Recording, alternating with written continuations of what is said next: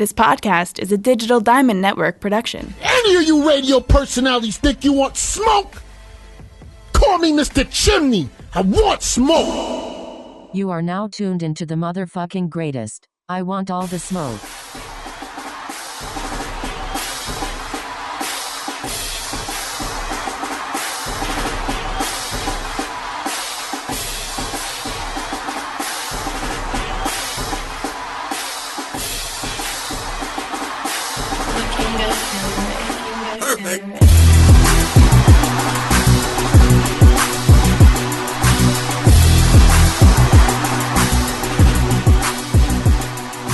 Ladies and gentlemen, boys and girls, children above ages, you are now tuned into the world's most dangerous podcast. I want all the smoke. Smoke. He's back. And without any further ado, yo, what up? It's your boy Thaddeus, aka Mr. Black Juice, aka my AKAs is an AK. Rat-a-tat-tat-tat. AKA Gunshots. the human Cohiba. Smoke him if you got him. AKA where they smoke this fire. AKA the disgruntled gentleman. AKA Mr. Champagne and Bullets. AKA maybe not this time, but definitely next time. You son of a AKA bitch. have another beer, buddy. AKA your auntie's favorite uncle. There you go. There you go. You know what? Actually, I can't front. I'm going to find a soundbite for that and see if I can just put the cheeks clapping soundbite on it. just that's the whole. That's what I need to put on that. The cheeks clapping soundbite. Who's up next? Shit. Well, you already know what it is. It's your boy Mason Cross, a.k.a. Black Wesker, a.k.a. the flyest referee in the business. Tweet, a.k.a. your baby mama favorite rapper. Shit. A.k.a. the space cowboy, the motherfucking gangster of love. You already know. I was about to say, where my Maurice at? Give me time, nigga. This is the delay. Shit. A.k.a. Mr. Don't Spill My Blood Clot Drink, boy. That's it. A.k.a. I just fucking work here, bro. Any questions, direct them to Hayes. He's only here so he doesn't get fined, ladies and gentlemen. Yo, you know what's crazy? We actually saw that live in person at your show. This distinguished elderly gentleman had a YN spill his drink, and the look this nigga gave this young boy. The disgust. Yeah. It was like, my lord. and didn't say a fucking word, just stared him up and down and walked away. I didn't see, and you know what? I didn't see that youngin' for the rest of the night either. I think that was he was it. like, and the kid was just like, "Oh shit!" That's all he said. I mean, don't spill my blood clot drink. Yeah, right. It's your boy EJ, your boy AKA Sojash, AKA Bloodline Bets, AKA I just had a birthday. Hey, happy birthday to you. We looking a little older. We happy though. We happy. Another year around the planet. My you allowed to say your age on? Yeah, age 44. I'm a grown 44. I'm gonna say that shit with pride, bro. You know, you never know how long you're gonna be. I'm not. Yeah, probably. Yeah, 2 years wiser, 2 years older, 2 years. Oh yeah, 2 uglier. years wiser, 2 years older. 2 years what? What I don't know. Oh shit. He said I don't know. I don't know, but you can rewind the tape later. He said something. I'm rewinding the tape. He's gonna get a text message tomorrow morning. Oh shit. Happy birthday, EJ. Happy birthday. All love. Facts. And it's your boy Will Hayes, aka the habitual line stepper, Willie Kamosi. Murderer. It's back. I love it. I'm doing it one more time. I missed it. It's your boy Will Hayes, aka the habitual line stepper, Willie Kamosi. Murderer. AKA the aristocrat, because we still drinking with our pinkies up. Cheers and toodaloos, motherfucker. And like we do all the time, yo, Thaddeus, what bougie coffee are you drinking today? Is it one of those ones that was pulled from the monkey shit out of Cambodia? Like, is it Cambodian monkey shit coffee? It's Kirkland tea. It's Kirkland tea. Well, tea's bougie. I'm gonna give you that. Even when it's wholesale from Kirkland. Like Costco tea. Yeah. That Costco tea. Kirkland makes every fucking thing. Everything. Every blood. Listen, I still got a full Costco. I still got a full Kirkland tequila sitting downstairs. Kirkland toilet paper. Shit. I think my underwear is Kirkland. And it's the mayor. Hear ye, hear ye. The ombudsman. Hear ye, hear ye. The only one that Mason remembers, the town crier. Oh, you mean this one? Wah, wah. Well, Illuminati Giuliani. That's the one soundbite I forgot. The truth is out there. It's definitely not in here, but it has been in here the last couple of times because we've been searching and fact checking. Yes. No, we full of shit. AKA, it's kind of different. I've saved 3 people this week. Have you listened to the preachings and the teachings of Will Hova? Will Hova saves. That is me, AKA Will Hova. I watched him save. Hallelujah. Fact. I saved yesterday. Will Hova always I seen saves. it in real time. He's Shit was actually wild, a bro. literal Will Hova's witness. I literally witnessed the shit. I was like, hold the fuck on. Did you just save this nigga? So I'm still knocking on some doors and I'm converting some whores. Where's here? Will Hova's witness. That's me. Woo. Shit, this fan on, it's getting hot in this motherfucker. AKA, my mouth is a curse, but my tongue is a blessing. If Shorty acts up, I'm going to teach you that lesson. The silver tongue gorilla. Rah, rah. I mean, I know gorillas don't sound like that, but I mean, But I said it once, I'm going to say it again. That- We far too black to be on here making gorilla sounds. Like real gorilla sounds. But the fact of the matter is do we really know? But How what do you close have niggas you been to a ooh gorilla? on this motherfucker? I'm turning this shit off. I don't need no ooh-oohing. Shit. AKA the very disrespectful Mr. Respectfully, because everything is all due respect. I'm not mean. I'm just not actively making you feel comfortable. AKA, Call me Mr. Chimney. because I bring the smoke in many scents and flavors. Young Shisha, Harry, motherfucking hookah. I'm excited that we all back. I'm a tad bit tired because it was a late night. How's everybody doing? Let me know about your weekends, your weeks. Thaddeus was over in Dubai skiing down the mountains of Dubania. Gold. yeah. Of gold with the Dubai Down prince. mountains of gold in Right. Dubai. I think him and French Montana and a couple of princesses were fucking line dancing. Oh, the Cadillac shit. Ranch. I saw the videos. Oh yeah. Yeah. Yeah. The IG Shit, was I wish blowing I was up. there too. How was y'all weekends? How was y'all weeks? It was great. I partied with y'all niggas. There you go. Hey, there you go. Yeah. There you go. That's a fact. I seen you. I think I saw you there. Yeah, Yo, right. the exposition on that is beautiful. I'm glad that, I understand it's just faux niggas talking that know faux niggas, but there's a bunch of people listening that need to know the rest. Yeah, what's that mean? Where did you party at? Elaborate, Expound. Dexter. You partied with us. So I went Pod's to over. an establishment where Will Hayes, Mason Cross, and EJ were all at, and we Yes. proceeded to have drinks and libations, and we partied till the sun came up. There you go. Oh, shit. That's kind of what happens. That's kind of Kinda what what happened. The thing that sucks about being the DJ is like I only get like a quick minute to come down and say what's up to anything. I didn't even get to say what's up to Thaddy. Yeah, I saw him in the crowd and I thought it was. I'm like, yo, what's up? And then he texted me. I got to see. No, EJ y'all had a couple of conversation times. though. You know? Yeah, we had a conversation. Y'all had a conversation though. Yeah, we had a About some conversation. cheeseburgers. It was dope. We had a little party going on. Right. Yeah, so I guess that was it. How was your week though? Thad, you've been gone for 2 weeks. How was that? How's your? Yeah, Yeah, yeah, I was out just for a in- minute. Kelowna Yeah. for work, doing some trading and little corporate retreat party type thing. There you go. Yeah, Kelowna's a nice little place. Had a chill time. You run into any black Republicans out there? In Kelowna. Did you run into any Inside blacks? joke. Never I mind. was like, I don't think I ran into one Inside black. joke. Never mind. Right? I ran into There's a couple black Republicans out there I know of. Oh, shit, never mind. Oh, Calm yeah. that down. Yeah. Calm that down. Wait a Nah, I didn't see second. him. We gonna calm that one down.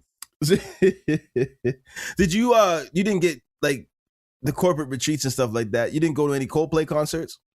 Nah. No? Okay. So you good? You good? Yeah. I'm still married. That was wild.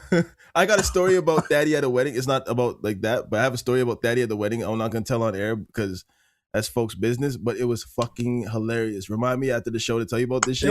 I wanted to call to do a welfare check, make sure he was good. Yo, my Like, wife, that just means you guys got to my pay wife for the was story. waiting for me in the car. I was just chilling there. She came in and said it's time to go. And this nigga thought it was the funniest thing in the world. No, that's not what happened. He's like, This nigga may simplify the way he says it's like, she walked in there, she grabbed you by the ear, yelled at you and said, nigga, it's time to go. And you were like, yes, yes, mommy, let's go. No, it wasn't even like that. That. I don't even know if Accurate you as said fuck. anything. Like this nigga texted his wife and let her know that she's on her way or something, or to come get him or something like that. We all been drinking, so I think to come grab him because we've been drinking and shit. And it was like after like 2.5 hours, and me and this nigga still sitting around drinking and partying. I'm like, I thought you texted your wife. He's like, yeah, she'll be here soon. She'll be here soon, right? So I'm sitting down. I'm lit, cut. There was a fight. Niggas was stumbling. Everything, drinks were free and shit like that. There was a fight? Yeah, there was a fight. You don't remember that with a homeboy in the front? Well, it wasn't really a fight, but it was a whole. Are you talking about the fact that the wedding was actually like a wrestling match and you remember? No. There was Latin kid. Oh man, that Latin kid out front. I didn't see that. He was wilding out. Dude got smacked by 17 different. It was crazy. Anyways, 17 different people smacked the shit out. You know this nigga's talking like Fat Joe. Like right? one of y'all's Joe, one of y'all's Jada right now. Yeah. So this nigga chilling, and I'm talking to this nigga at this table drunk, and I see his wife. And now keep in mind, his wife is full blown uncomfortable pregnant. Like she doesn't want to leave the house. The doctor probably said stay on bed rest. She came in that motherfucker. She was, and the look on her, I thought I was in trouble. You know what I'm saying? And she scanned the room like the T2. Yeah. And spotted this nigga. Target acquired. And he saw her. He got up. He didn't say bye to me. He went up and walked over to her. And I don't even know if she said anything, but I know exactly what she said. And this nigga, she just grabbed this nigga arm. This nigga head went down like this. And then he walked out this motherfucker. It did not happen like that at all. I'm like, Listen, I've never seen this nigga again in my life. I'm never seeing this nigga again in my life. This nigga got abducted. Like it was like, yo. And he's like, well, she's been waiting for me. I'm like, for the whole 3 hours, nigga? Like, how long did you keep your wife in the hot? This is summer. Nobody likes being pregnant in the summer. You know how I know? Because I had a bunch of women pregnant in the summer. None of them were happy. Man, and that's how I saw it. Now, I was thinking I smoked a little bit of weed that day. But that's how I saw it. It might have went down differently, but forever to my grave, that's how I'm telling the story. Thaddeus got husband jacked from the wedding. There's a lot of detail in that story for it to be a lie. So I don't know. Your shit sounded made the fuck up, Thaddy. Oh yeah, she just showed up and I left. Like no. This nigga, he was writing shit down. This nigga was like, wow. This nigga said he saw 17 people fighting outside. No. I saw one person Get slapped by 17 people. Okay, now it was at different times throughout. Different people tried to calm this motherfucker down and got fed up with trying to calm him down and slapped the shit out of him and went about their business. Okay, well, maybe exactly. it wasn't 17 people, but it was more than one person that slapped this motherfucker in his mouth. Okay, if the toss up is trying to calm him down so we could have a good motherfucking wedding for the homie. And then when he wouldn't calm down, like the frustration of the person trying to talk to him ends up when slapping this motherfucker. Pow! Just shut the fuck. And then the next person's like, oh shit, no, that's not uncalled for. You don't be slapping people. Dog, you just gotta calm down. No, dog, you just fuck. And then the next person, I shouldn't be slapping people. Dog, you just gotta calm. No, dog, you just gotta. And everybody clicks in their head. I see. The common denominator here. And if the toss up is between that's a lie and your girl coming to get you, which one am I gonna wait? Okay, well then the nigga getting slapped 17 times is lying. She didn't come to get Daddy. She came to snatch this nigga. They left that shit so hard. There was still a fatty puff of smoke in the shape of fatty, like Scooby-Doo cartoon. like Looney Tunes shit. She drug him through the door. I'm like, this nigga getting beat in the car. This nigga getting fucked up all the way home. She letting you drive so she can beat your ass while you driving.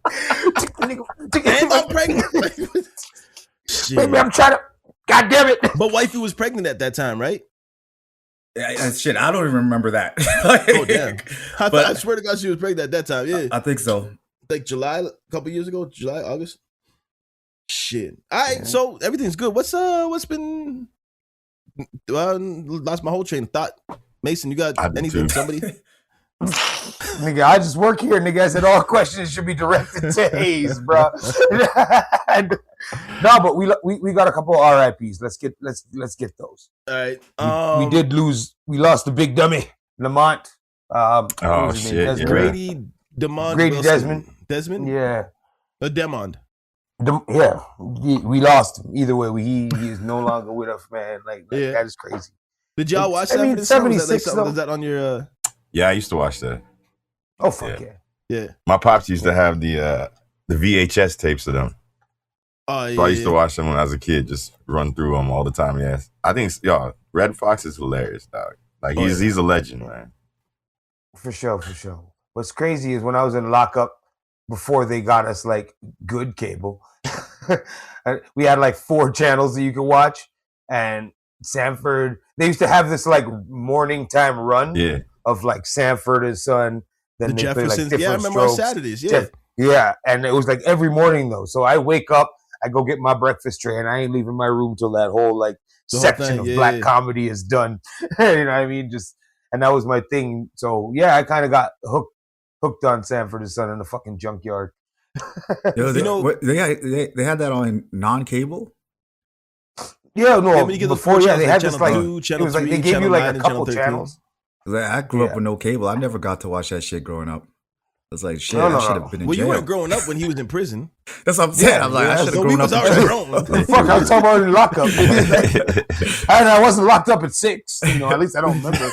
I mean, well, EJ, was I locked up at 6? But you wasn't allowed off the porch. So I mean, until you got off the porch, you was like, we was all locked up at 6. No, what's crazy about what was crazy is I wasn't allowed at EJ's house.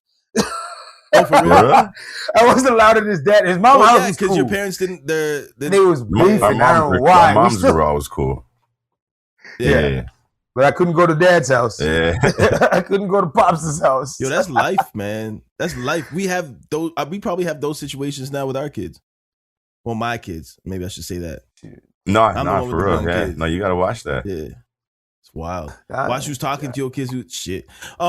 So the thing I got from Sanford and Son when I was coming up is like, I'd never want to have a child like Lamont. That was the most ungrateful, rude ass son a motherfucker could have. Like Fred just trying his hardest, and Lamont, but Pop, he treated his dad like shit. That was elder abuse. It was funny. It was elder abuse. I don't know. I couldn't dig it. Yeah. I couldn't dig that. I love the show though. The show was crazy. That's like the part of the childhood that I think back to that wasn't fucked up. It's like watching Sanford and Son with my pops. Yeah. It's dope. No, that's real. I also lost Catherine O'Hara. Yeah. Oh yeah. What do you mean? She's a legend. Like that. SCTV was like my shit growing up. Shit. R.P. Catherine O'Hara. She was the mom from Home Alone. Home Alone. Okay. She. What happened? We all just say Home Alone. Every time Daddy just does something, I don't know why everything Daddy does is funny. It's just like randomly, it's like he's the mom from Home. Yeah, Home Alone. And he just slides off screen. I didn't see that. So she's the mom from Home Alone. She was also part of the Second City Comedy Troupe. They had Second City TV, SCTV here in Canada, which was huge. She was the mom from Beetlejuice. Oh, you know what I'm saying? That Dayo fucking that scared the shit out of me with the shrimp hands coming out that motherfucker. Yeah, she was a legend. She was pretty. She was dope. She's Canadian too, right? Yeah, she was Canadian. Yep. Probably from Toronto somewhere or Ontario. We're in Ontario, yeah. Usually. We also, and this is wild because we was just talking about Chopped and Screwed the week before last. I think we also lost Michael Watts from Swishahouse 5,000. You know what I'm saying? Dipping on fofos. All that, the other, so Chopped and Screwed is like the north and south of Houston, right? If I'm not mistaken. Yeah. I can't remember if Michael was the north or the south. I think he was the north and the south was yeah, I don't know. Screw. So it was like Screw. It was like Swishahouse and DJ Screw. So yes, and they say Screw invented the chopped and screwed. Michael Watts. I mean, you got fucking motherfuckers that came from there. You got Young Thug. You got Paul Wall. You got Chameleon there. Like he was a Houston legend. I fucked with him when people thought I was crazy. You know what I'm saying? But yeah, R.I.P. Michael Young Watts. Thug's from Houston? I thought he was from Atlanta. No, Slim Thug. Oh. Did I say Young Thug? You did say that. Oh, my bad. Slim Thug. Yeah. There's too many thugs. The tall one. Right? How shit? The tall one that wears regular clothes. Anybody else that we missed? I got a celebrity one, but I'll give a shout out to my boy Jiggy. He lost his mom, unfortunately, last night. I got the text. R.I.P. Got the text this morning. So shout out to got a Jiggy. couple I know that's a tough one for sure right now. We lost our boy too, fucking Greg G Money. Gotta give a shout out. Yeah, I saw that on Facebook too. R.I.P. Yeah, I saw that too. Damn. That's wild, man. Like, that's 2 years younger than my brother. Like, that's insane. Yeah, fuck. Yeah. It's early 50s, right? Yeah. Yeah. It's about that you age. know what We this gotta go means? get, if we're at that age, man, we gotta go at least get a quick Take care of screening. You know what I'm yourself, saying? player. Take care of yourself. Back. R.I.P. Take to the care of ones that we yourself. lost. You in a better place. The world is fucked up right now. What you mean? And the only thing, I mean, this is the segment of the show. I'm gonna call it. Segment of the show is called "What Would Ja Rule Do?" Mm-hmm. Nicki Minaj. Yo, you should call this segment. This should be the real Cooney Tunes. Cooney Tunes, real, and I should get No. drop. A token? Hold on. Or a token? A token for a token. That's the Nicki Minaj thing. Is a token for a token. But we're A gonna go token like this. for a Hold token. on. And y'all keep talking about something. No, for sure. So, but I don't want to really step on the subject, so I'm gonna hold off on that. But the reason why we chose token for a token, basically, is you're gonna see what Nicki Minaj was given by her new friend.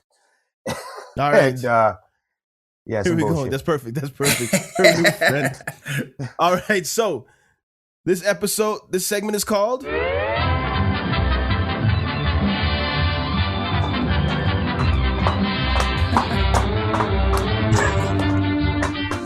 We need the Daffy Duck fucking dancing fucking doing while you're playing that shit.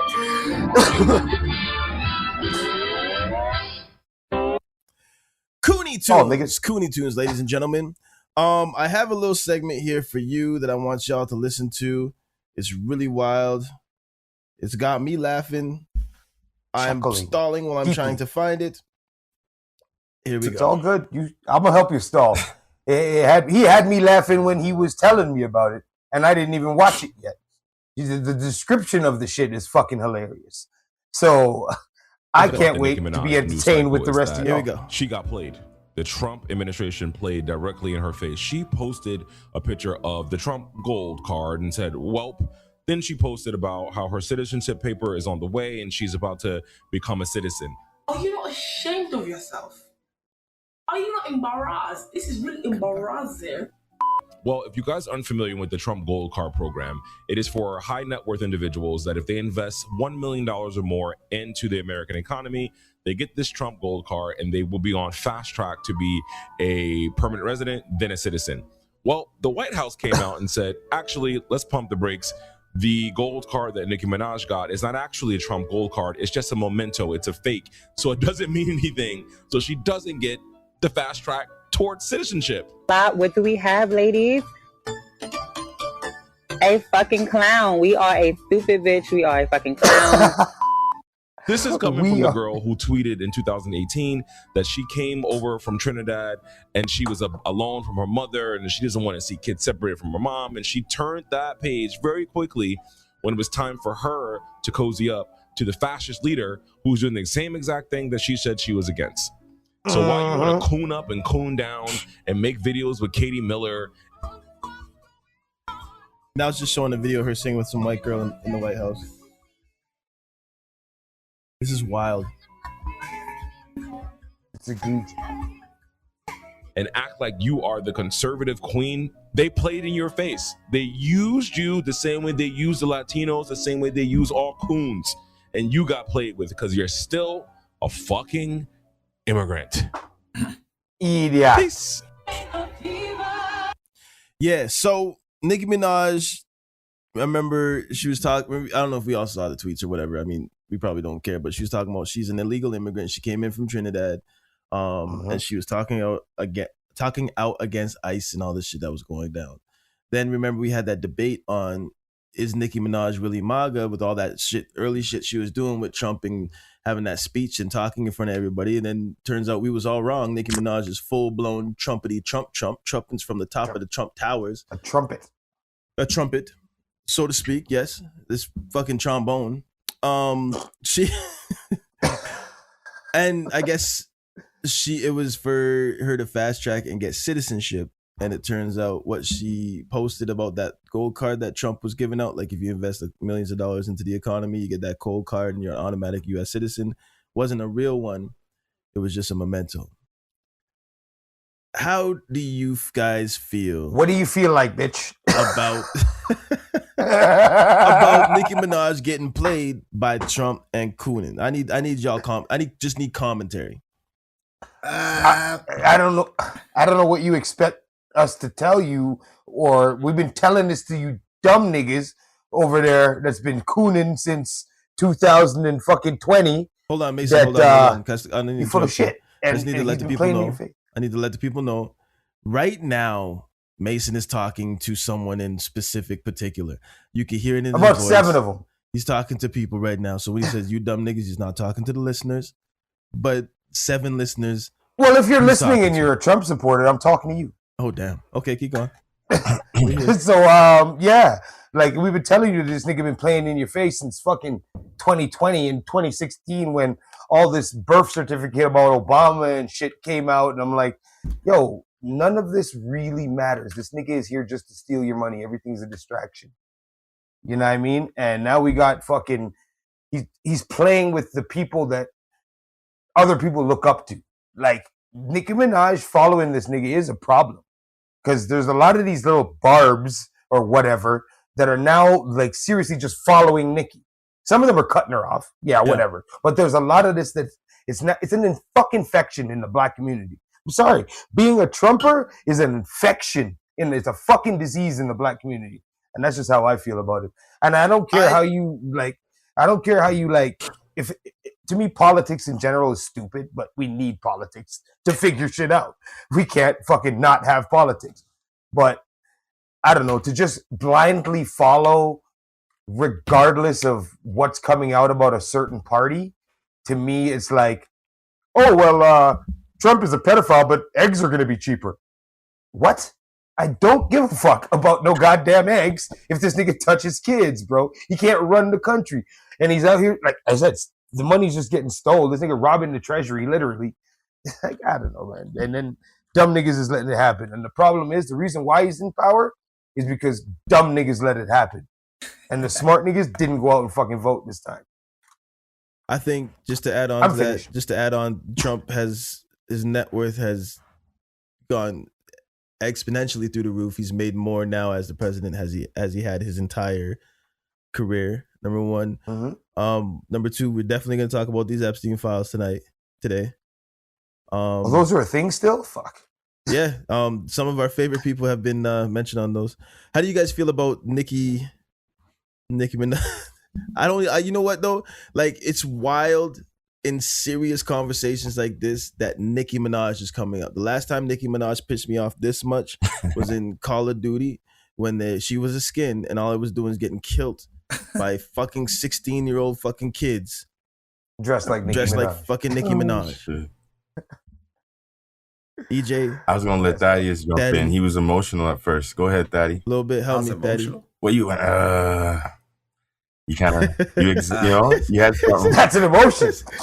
I want to hear. Yo, for those who know Thaddy, and it's been a few weeks too. Yeah, so I think it's crazy because there's videos circulating about her going off on Trump like back in 2018, I think, and she's like, "Fuck Trump," and just going off. So just to see her like, "I'm his biggest fan ever." Today is like just wild. But I don't know about the whole citizenship thing. I don't know if that's actually been really debunked. I think she really is getting that gold card. I know the actual card that she's showing is probably just a memento. I can't imagine that being official. You think that's like a placeholder? That's like the piece of paper you get when you renew your license?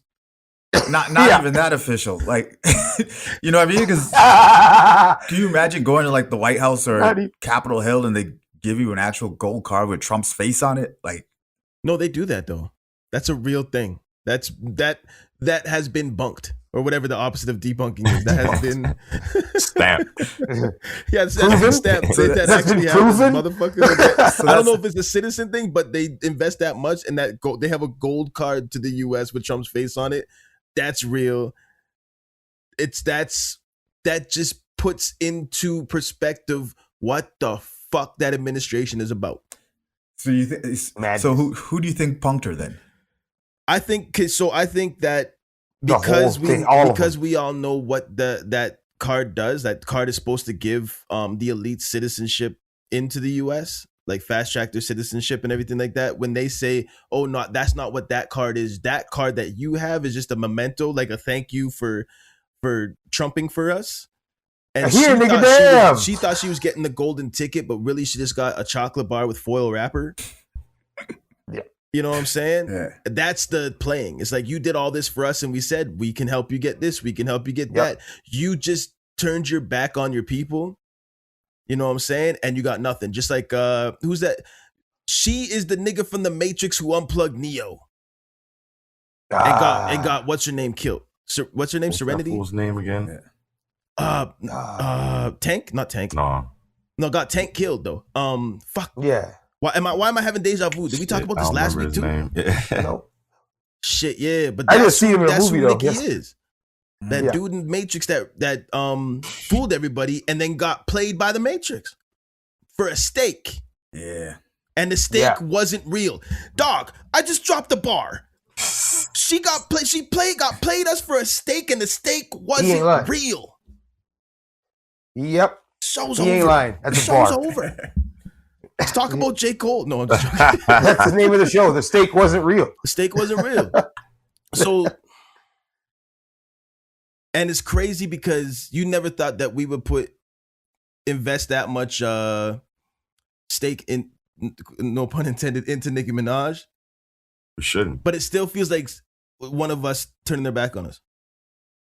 Exactly. And that's what I brought up earlier with the problem it is in the black community is she's so high profile. Yeah. You feel me? And it's like, remember it's a joke to us, but what would Ja Rule do? What would Ja Rule say? And nobody gives a fuck about what Ja Rule says until Ja Rule says something against our people, or nobody gives a fuck what Nicki Minaj had to say until she jumped to the other side. Do you think she's bringing a lot of like her barbs to the Republican side, or do you think she's just making I think majority of black people are looking at her like she's crazy. I don't think she's. Yeah, I don't care if she brought two. It's a fucking problem. I don't give a shit. I don't care if she brought. I mean, yes, it's probably not enough to affect the overall vote. Blah blah blah. But nah. It's an infection in the thought of thinking. The infection is deeper than that, though. And like my 2 cents on it, is first, I'll be real. That word, I'll say it, as a joke, but I hate that word. The coon word, that word, it does bother me a little bit. That word's one of them words that I'm like, I really don't fuck with that word, man. We'll change it to Sambo then. Yo, tell us your feelings behind it, though. I'm interested. But it's one of them deeply cut words that, we'll play with it. On the Nicki stuff, though, I think the problem is that we have this idea that black people represent black people. Like, when Trump does some ignorant ass shit, white people aren't like, look at this man embarrassing all white people. Like, they don't have that ideology that white people speak. He does some shit literally under the fake guise of being a Christian. And no matter how ignorant his shit is, it does not represent Christianity ever. So we have this backwards way of attributing everything to these black people. Yeah, cool. Nicki, they never had to prove themselves. But Nicki's just an individual black woman representing her damn self. She don't even represent Trinidad no more. She can't get that. But that's always they going to don't look happen. at it like that, though. They don't look at it like that. But keep in mind, that's always going to happen to any minority. Yeah. Because that's been created. That's been a talking point that's been created. We have to talk about it in a reverse. Yeah. But then to me now, isn't that like, I know the all skin folk ain't kin folk is something that we need to hold close. Facts. But isn't that like the opposite of what we were like, especially with blacks in the United States? A majority of them come from slavery and coming from the civil rights movement, to where it's like you need to step out here and be a representative of our people because of how our people have been treated, how our people have been represented. It's not a choice. There's that one rule, like my mom always said it, don't fight in front of the white folk. You know what I'm saying? Like you always represent yourself.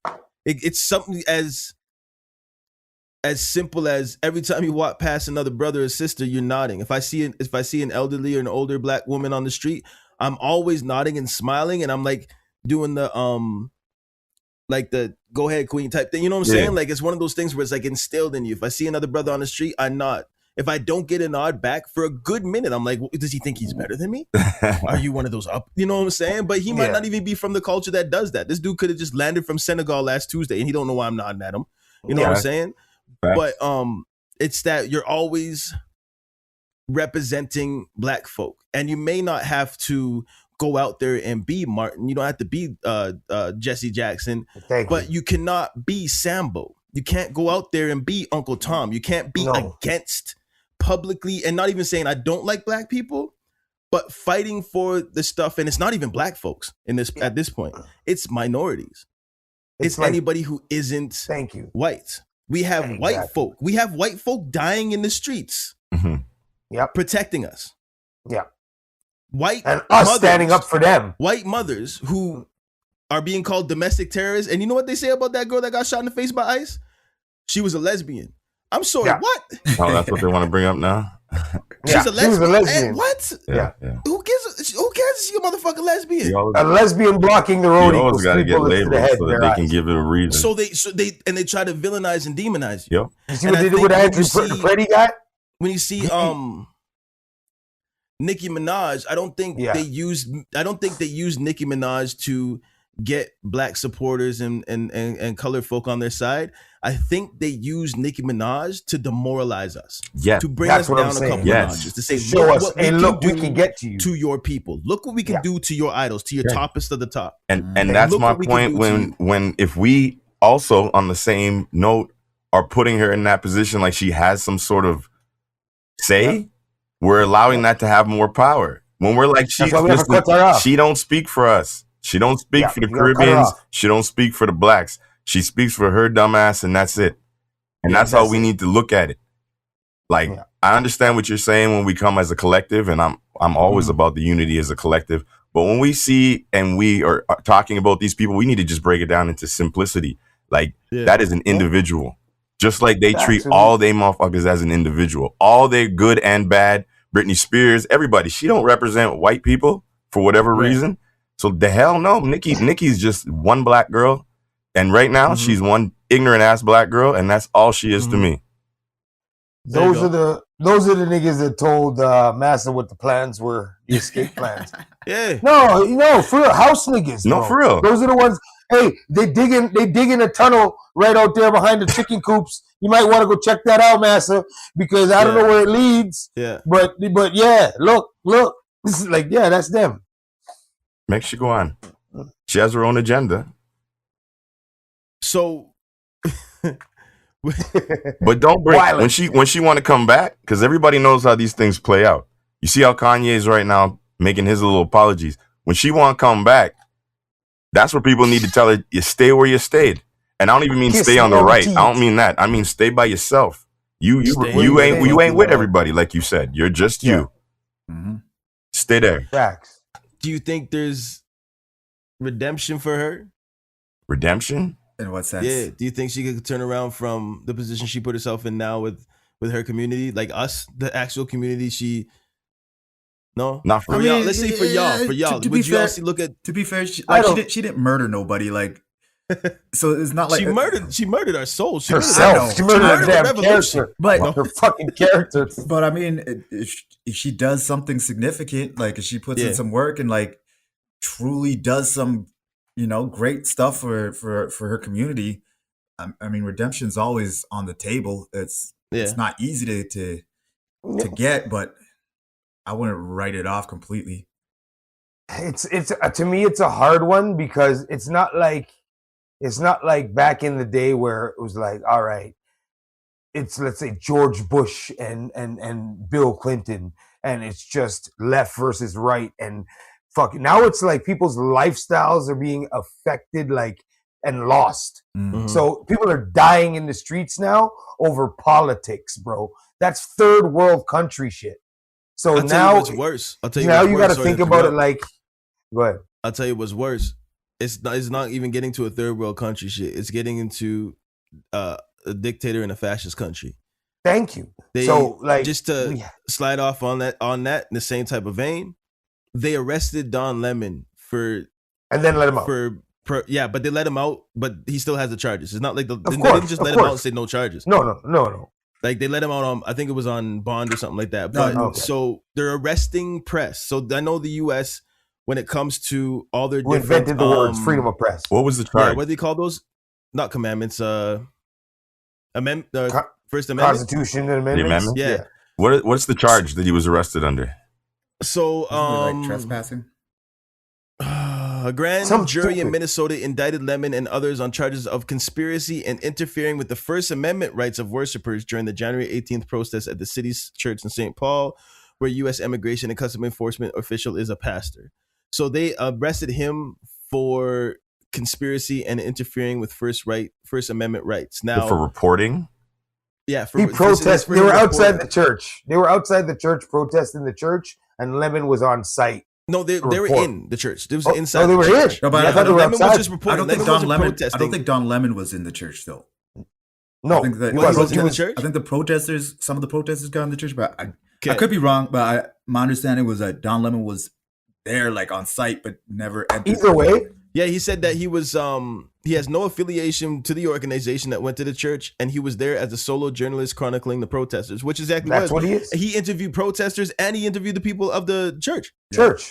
So he was just, but the thing is like there's silence. So there's running around silencing the freedom of the press. So when you look at different like court battles and legal battles that go down in the US, it seems like the Constitution, when it comes to like the courts and trials and things like that, they kind of go down about the which amendments are like the most important and which take precedent.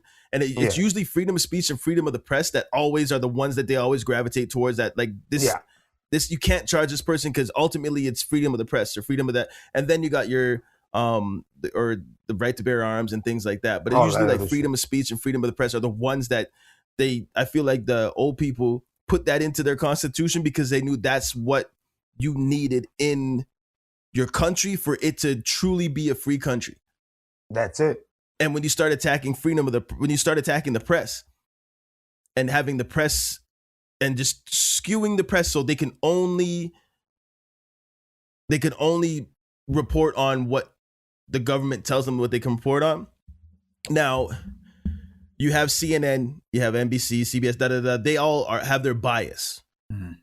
And the government may say, well, we want you to report on this and that have their bias, but we still have other outlets we can go to get unbiased, just factual press, like factual news.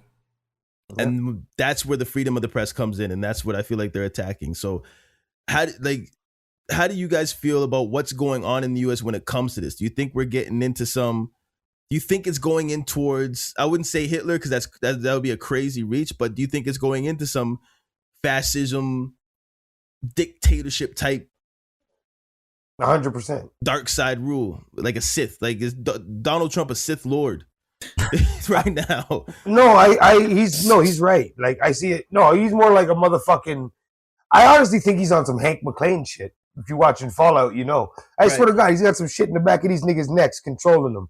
Because, like, there's no way that these people can make, like, for Nicki Minaj to just switch all of a sudden, nigga is like, oh, he clicked the button and I'm just a nice, good Republican now. Like, you know what I mean? Like, something's weird because, but yeah, I believe we're going into some fucking, it's more like a cult than a dictatorship, if you ask me, because it's like, This nigga's convinced people that they got him calling him Jesus. Like, they're like, oh, he's better than Jesus. It's like, That's what? wild. That's wild. Bro, like, no, he's not, like, yo, they used to call me the king. And, like, he's fucked better up, than bro. Jesus. That's what they were saying. Like, they're fucked, bro. They're fucked. And it's like, like, what did O'Neill post the other day? If you bought a fucking red hat that was made in China that says something about make America great again, you might be in a cult. And it's like, bro, like, I don't know what's going on with them because the shit is in front of you. Them trying to tell you didn't see what the fuck you just saw should be your first hint that there is something wrong with these people. This is a mental. They talk about, cutting dicks off and that shit, being gay is a mental illness. No, being this blind of a fucking conservative is a mental illness. Sorry. I thought you see me like that. I thought you meant like walking around just cutting people's dicks off. I'm like, where's this nigga going? That is kind of a mental illness if that's what you do in your life, bro. Only haze. But no, the shit they're talking about that's a mental illness, that shit's mental. To blindly follow this dumb nigga. He's going to go arrest your auntie out of the fucking Whole Foods, throw her on the ground, put her in the back of an ice van, and motherfucker's going to be like, yeah, he's still my president. Like, what? Nigga, what? No. That's a sickness. That's mentally ill. I agree, but I do think that America's going to probably veer away from that. Yeah. I think Republicans are going to get crushed in the next elections. He's going to be what they call a lame duck. He's going to be what they call a lame duck come the midterms, bro. Yeah. And they're just going to kick him around in the house. You know what I mean? They say that they're trying to stir up a lot of this shit right now to cause a lot of civil unrest to so push that you off don't have those to have elections an election. So that he doesn't get unseated. So because if you're in a war or a state of emergency on your land, the election can be held off. So if he can get enough states to be in turmoil where he can call it a state of emergency on the entire United States, then he won't have to have the midterms. So but, if that let's say that happens, the midterms don't mean nothing because the midterms he can't be unseated in the midterms, right? So they can flip the entire house and impeach his ass. Yeah, they can flip and do it properly this time. Not like just a bunch of Republicans sitting there listening and falling asleep. But the thing is, like, with the midterms, they can flip the House and make it harder for him to pass these. They can make it harder for him to pass the type of laws and do the type of things that he's doing because he doesn't have total control. They'll make it. That's what I mean. It makes him a lame duck. He'll be the president of the United States in name only, and he won't be able to fucking pass nothing because the Democrats will have taken the House. Yeah, he doesn't even care about that anyway. He just executive orders. Well, the Republicans have the House now. That's why he can do everything. But even with the Democrats, the guy just executive orders everything. Which, I mean, once he leaves office, all that gets turned over. But so let me ask a question. Daddy, I got a question for you, Daddy and EJ. Daddy, just shoot the nigga, man. Listen, hey. Our last episode was called Fuck Ice. We're already stepping on thin things. Yeah, you went. We can stop with it. We can't do this one's called Cap Trump. We can't talk about pew pew. Pew pew on a government official. We can't. I mean, we want all the smoke, but not all the smoke. Okay, well then shoot the fucking the entertainment part of him. Where's my censor? Not the politician. Dog, I need that boy's mic. Stop. We're live stream. Hold on. No, but on some real views expressed by Mason Cross do not represent the rest of the panel. There you go. He's good now. I'm dead ass putting a disclaimer in front of this episode. Yeah, and put that and just meme that right there. Look at this. But a lot of Canadians right now, are like the conservative Canadians. They are in fear that Canada's turning into a communist society. They have all these communist fears that are approaching. But how? You think that's happening? If you're in them group chats, or if you have any buddies that are on the conservative end, that's constantly what they're telling me. Because a drag queen read a fucking book to your kids, so now we're communists. They're like shut they the swear fuck up. They swear that's what's coming in. That's what they're ushering in. I'm glad your mic's back. So let me get this straight. You're a drag queen. We're becoming communist and Sharia law at the same time. Make it make sense. Because communism is mostly Christian. They use that as their base to this is what we're going to do because the Bible says so.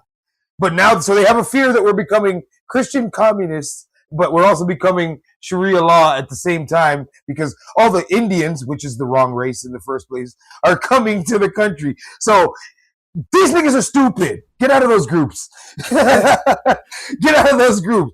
Because Indians that aren't fucking Arab are bringing Sharia law to a country that's becoming communist because of white people. The fuck? I like how you just put it down like that. The fuck?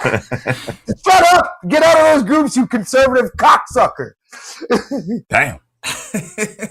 You can drop it right there. I'm in the mood today. All right. I'm in the mood today. All right. How do you feel about how do you feel about them arresting the press? No comment. No, but I had a question though. I had a question for EJ and Thaddy because I remember there's a bit of a debate last time we talked about this, and I want to see if your views changed. Do you think now there may be a civil war, like a literal civil war or uprising in the U.S.? Because it's it's escalated so much now from the last conversation we had, where Thaddy was like, "Nah, it's not gonna happen," and EJ is like, "It looks like it could happen." And now they're starting to arrest the press. They're starting to suppress the press. They're starting to kill people in the streets. What do you guys think? I want to hear your thoughts. You know what? I might be moving the needle here, but yeah. If there is a civil war, it does look like it might be completely just manufactured though, like not like a 100%. Not like organic. Not like a revolution. Yeah. And just seeing how it's almost like they're getting instructions to like do shit to incite the people. To incite that. Yeah. Mm. Yeah. And then trying to pop the left off. Then you think about Donald Trump trying to be the one president that can get like a third term. This would be a good way to do it. It'd be the only legal way for him to really do it. Yeah. This is what he wants to do. He wants to pop off the Civil War, like you said, and then quell it so that people can think he's the greatest president in the world, and then get him his third term. So it's like, I don't know, cutting your own shirt and sewing it up. You made the damage and then you fixed it. You know what I mean? Like, I see at this point, but the problem with his Civil War is a lot of his own people. It's not going to be left versus right. It's going to be normal versus trumpets. You see what I'm saying? I'm almost convinced that it's going to be like some like made up militia that's getting paid by Trump versus the U.S. government, because I really don't think normal. Well, who knows? But normal American citizens nowadays? aren't going to go to war against the U.S. military. Like, that's fucking crazy. You know what I mean? Not citizens, but maybe like you have other the U.S. loves their guns, and you have other militias. I saw a video on Vice. Now it's Vice, keep in mind, but it's a bunch of these used to be Negro hating, Trump loving militias. Then they're now just Negro hating, Trump hating militias. So even if there is a civil war, of course, it's not going to be is he on mute? Yeah. Okay. Mason, you're muted. It's not just going to be the four of us saying, okay, let's grab whatever we have in our kitchens and go to war. And what the fuck is Murder doing? I thought you were saying, let's go to our kitchen and find whatever we can as a microphone. This nigga, I gotta check. This nigga's shit died. He's still going. It's not gonna be like the four of us going to the kitchen to find whatever we can to fight a war. Nigga. But we are, and being everybody says, yo, you're Canadian, you don't have any reason to talk about this. If my neighbors are shooting at each other and the only thing that separates me from their house is the color of our grass, there's like not even a fence. It's just a line in the grass. Something might spill over. But I think that if there is a civil war, it's going to affect us a lot. And it's going to affect citizens a lot too, right? Yeah, of course. And you're going to have the government suppresses, the government tries to suppress the people first if that's what's happening. Facts. And then you have but I think that happens. I think that only happens if it's a real civil war, like right. But I really feel like if there is a civil war, I think it's going to be super fake. I think there's going to be some militia that's just hired 100%. to make it look like there's a civil war, minimum casualties. This is just for him to stop elections and be. And then you are going to get your fringe, like super crazy right wing Republicans that are going to join in and probably die. But I mean, if you're not really, like, let's be honest. Like, who the fuck can really go against the U.S. military? Not even Americans. Hey, listen, China. You got No. Russia. No, Yes. No, listen. not Yes. combined. Couldn't. Against the U.S. military? The U.S. No, but that's what's Bro, crazy, fam. The U.S. military really isn't what they think it show is. us it is. No, it's It what. is. No, they think what they think. They know what it is, but No, they what he want thinks us to it think is. it's something different. I think the U.S. military has gone down in so 100%. long, and because we're in Canada, we're given that inflated propaganda. It's propaganda what we feel about the U.S. military. We don't Okay, see so anything. why do you And think what- China and Russia's military is comparable to the U.S.? I believe their military is comparable and more because we have not touched them. Yep. China's got 100 million man the army. U.S. touches, not even Canada. Ah, U.S. has touched, I wouldn't say we, I'm sorry, not we, because we're not U.S. The U.S. has touched everybody they wanted to touch except for Russia and China. China has 100 million man army. That's 1/3 of the population of the United States. Yeah, but who gives a fuck when you have? Nigga, they whoop their ass by hand. Yeah, who gives a fuck? But who gives a fuck when you have a drone that can wipe out? You think the China Chinese ain't doesn't- got I know, them drones, bro? but Come when on, we're bro. talking personnel, like the millions of people don't fucking matter in today's warfare. But that's You no, but just- that doesn't matter. Millions of people don't matter. But the thing that matters is when you know that you're either equally matched or outmatched. Yeah, I don't think it's, So right now you're gaining ground. Right now you're gaining ground. Right now you're looking at Iceland because you want to gain ground. Yeah. Right now you're looking at what's happening in Alaska, the tip because you want to gain ground, like in the coasts and that area there. You're looking at where you can gain ground because you can't just touch them like you've been touching these Middle Eastern countries that you know you have a hand over. You Even have 700 Iran, bases over there. they have nuclear weapons in Iran. but We you still touch them. Sorry, Yeah, who touched? U.S. US. bombed the shit out of it. Iran. That's what I'm saying. But And they Iran have has nukes. We nuclear don't give weapons. Yeah. We we won't still bomb, touch the them. US won't bomb a place that has nuclear weapons that they're scared of. Yeah. You know what I'm saying? Yeah. Period. So this is just my opinion. And I feel like there's going to That's what it looks like to me. Yeah, I don't think the US military is what they have told us to be because I think they tell us to be what it is. So either we feel safe and we feel I say we as the royal we, but we feel compelled to join. Fair. I'm not saying that China and Russia don't have a significant military, but it's just not at the same scale of the United States. And I think the States does recognize that if they do go to war, it's going to be like that's not a war that they want to. Nobody wants to see that fight, right? I'll tell you what. But I promise you, the U.S. would win. But You they think might. so? But they might come back with a couple missing legs and fingers and shit, and they just. They you know thought what I mean? that same shit about Vietnam though. Yep. They thought that same shit about Iraq. Run, nigga. Yeah, true. So let me tell you. They can't even win a war in their own country. They've never won a The damn war war. on drugs has been going on They've since never won. 1988. It's not Nigga, even I've real. been Ronald just saying Reagan. no my whole life. I've been just saying no my whole life, nigga. I have niggas that have fallen. I have niggas that have fallen and gotten back up, and the war is still going on. The war is still going on. They can't even win a war in their own country. I did a better job in And against the that's war like- on drugs than they have. Right? And I'm slightly being facetious and slightly being real. I haven't seen a war that the US has won in my Ever. lifetime. Ever. But I've seen many wars. They spent 20 years in Afghanistan and left, and the Taliban was back in power in 3 weeks. I haven't seen a winning war. Yeah, but They didn't win shit, nigga. The crazy thing Ever. is, are they really? Are they, Mason, you can't yell because I'm sorry, Mason, your mic cannot handle you, fam. I don't know what we need to get you. We need to go to the CERN motherfucking We hydrogen gonna do collider this. to get you. We gonna do this right here. It cannot handle your energy. Your That's energy is wild. too much for your mic. We gonna do this right here. We just chopped it in half. That better? Yo, Yeah, turn it up. think I'm about turning it up. the Lower now. war in Afghanistan too. I don't even know if that was like Like that a real even war? really a war? Like they were just No. going in there to kind of maintain instability so they can continue Grab to do the shit. shit they want. Yeah. Yeah. So Do you think the US have had a real war I mean, they in our lifetime? they beat the shit out of Iraq, and then the second time they beat the shit out of the country of Iraq Japan. Yep. recently. You know, fun fact about Japan is they wouldn't even have went there if we didn't No, go we're talking first. about Hiroshima. They got bombed Oh, yeah, and shit, yeah, and yeah. they got their asses bombed, and we went first. We Well, I went. We know said, there's- no, I that's know our there's nigga. I know there's been wars that the U.S. has won. I'm just because I know. I mean, you drop a nuke on anywhere, that country's looking at it saying, you know what?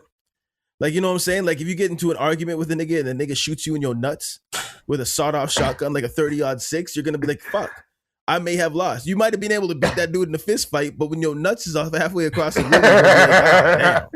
You know what I'm saying? Like, someone just overreached in that battle. And that's what I'm saying is how dirty they're the only country that ever used something like that too. So they're dirty, and we can trust that they'll do it. But I think that's like, and you know what? That's an excellent point with when you talk about Hiroshima and Nagasaki. That's an excellent point to where that's still in recent memories. They're still on the wall. So they still people still think that, okay, we're gonna go to war with the US, but the US has no chill. None. The US will push that button if they have to. Where other countries that have the button might be more reserved, and because of how we have been told about Russia, China, Iran, and different countries, we may think that they may be the ones that are short to push the button, but the U.S. is to be the only people that push the button, and that might be what's been keeping people at bay for so long, because they still remember, well, they pushed the button. Yeah, you know what I'm saying, and it's still the old white people that run the U.S. still are in charge. From pickled heads with electrolytes going through them, still run the country. Disney's in there too.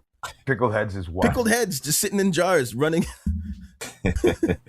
Go ahead and attack China. That's what. I don't know. This is the smoke. This is the smoke. The smoke we be asking for. Do you think it's gonna get there? Y'all think it's gonna get there? I'm gonna say no, honestly, but no. I won't rule it out. I wouldn't rule it out for sure. Who's got the biggest basement? I think it's gonna get there, bro. Yeah, I do. Like before the end of the Trump, before his administration. You giving EJ a doomsday clock? Yeah, this guy's trying to put me on some real shit. No, I don't. I can't put a timeline on it like that. But I just feel like if well, EJ, you think it's gonna happen next week? Hey, I did hit if them. If it's not Trump, then who? Then like, yeah, that's true. I did hit them 2 picks in the NFL, so we are accurate. You was right on those. We are accurate right now. I should have went to Bet365. It's very possible that this whole shit just gets dragged on all the way through to like he gets impeached or pulled out of office or the other next election, whatever, and he lays low and starts a civil war with his little militia in another year after. Right. Like it can happen at any fucking time, like 5 years from now. Mm-hmm. Like that's the thing. We don't know because these people are fucking crazy, bro. They're not normal, bro. The politicians aren't normal and the following aren't normal because do you think Trump is the worst that's been in power there? And we're gonna move past politics soon. I promise you, listeners, we're gonna move past politics soon. Smoke really isn't really political, but it's fun to. This shit affects everything. Act like we're smart. This shit affects everything, though. It does. So, do you think that Trump's been the worst out of all of them? It's tough to say. I in this day and age where you have like social media and you get to really see and hear everything that crazy motherfuckers thinking, like the guy tweets and what's his shit called Truths? Like the guy has his own tweeting company or whatever, right? Yeah. So I mean, if Eisenhower had that, maybe we'd look at him differently too. Who knows? Yeah, right? no, I don't think he's the worst, probably, but he's clearly a piece of shit. He's a piece of shit before he got into power. Like that was well documented. He's Nixon 2.0. Like well documented. Nixon on. Like I'm gonna do everything Nixon did, but worse. Yeah, no, I think some of them niggas in the past used to do some sick shit with no repercussions. Reagan was gross. So yeah, that's why they shot him. Reagan was gross. You had Reagan, right? projects and ghettos and red lines across America to this day because of Reaganomics.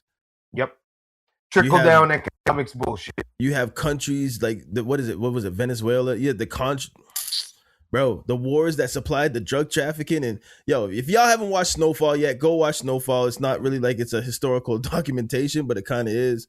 Go watch Snowfall. That shit was wild. Yo, it's funny. You know how you were talking about redemption, right? And if Nicki Minaj could get, we forget like Joe Biden was part of a lot of shady shit that affected. Oh yeah, he backed up segregation. He signed some bills. Yeah, but then he did do a lot for black people too. So did he? maybe not a lot, but like I mean, a few things.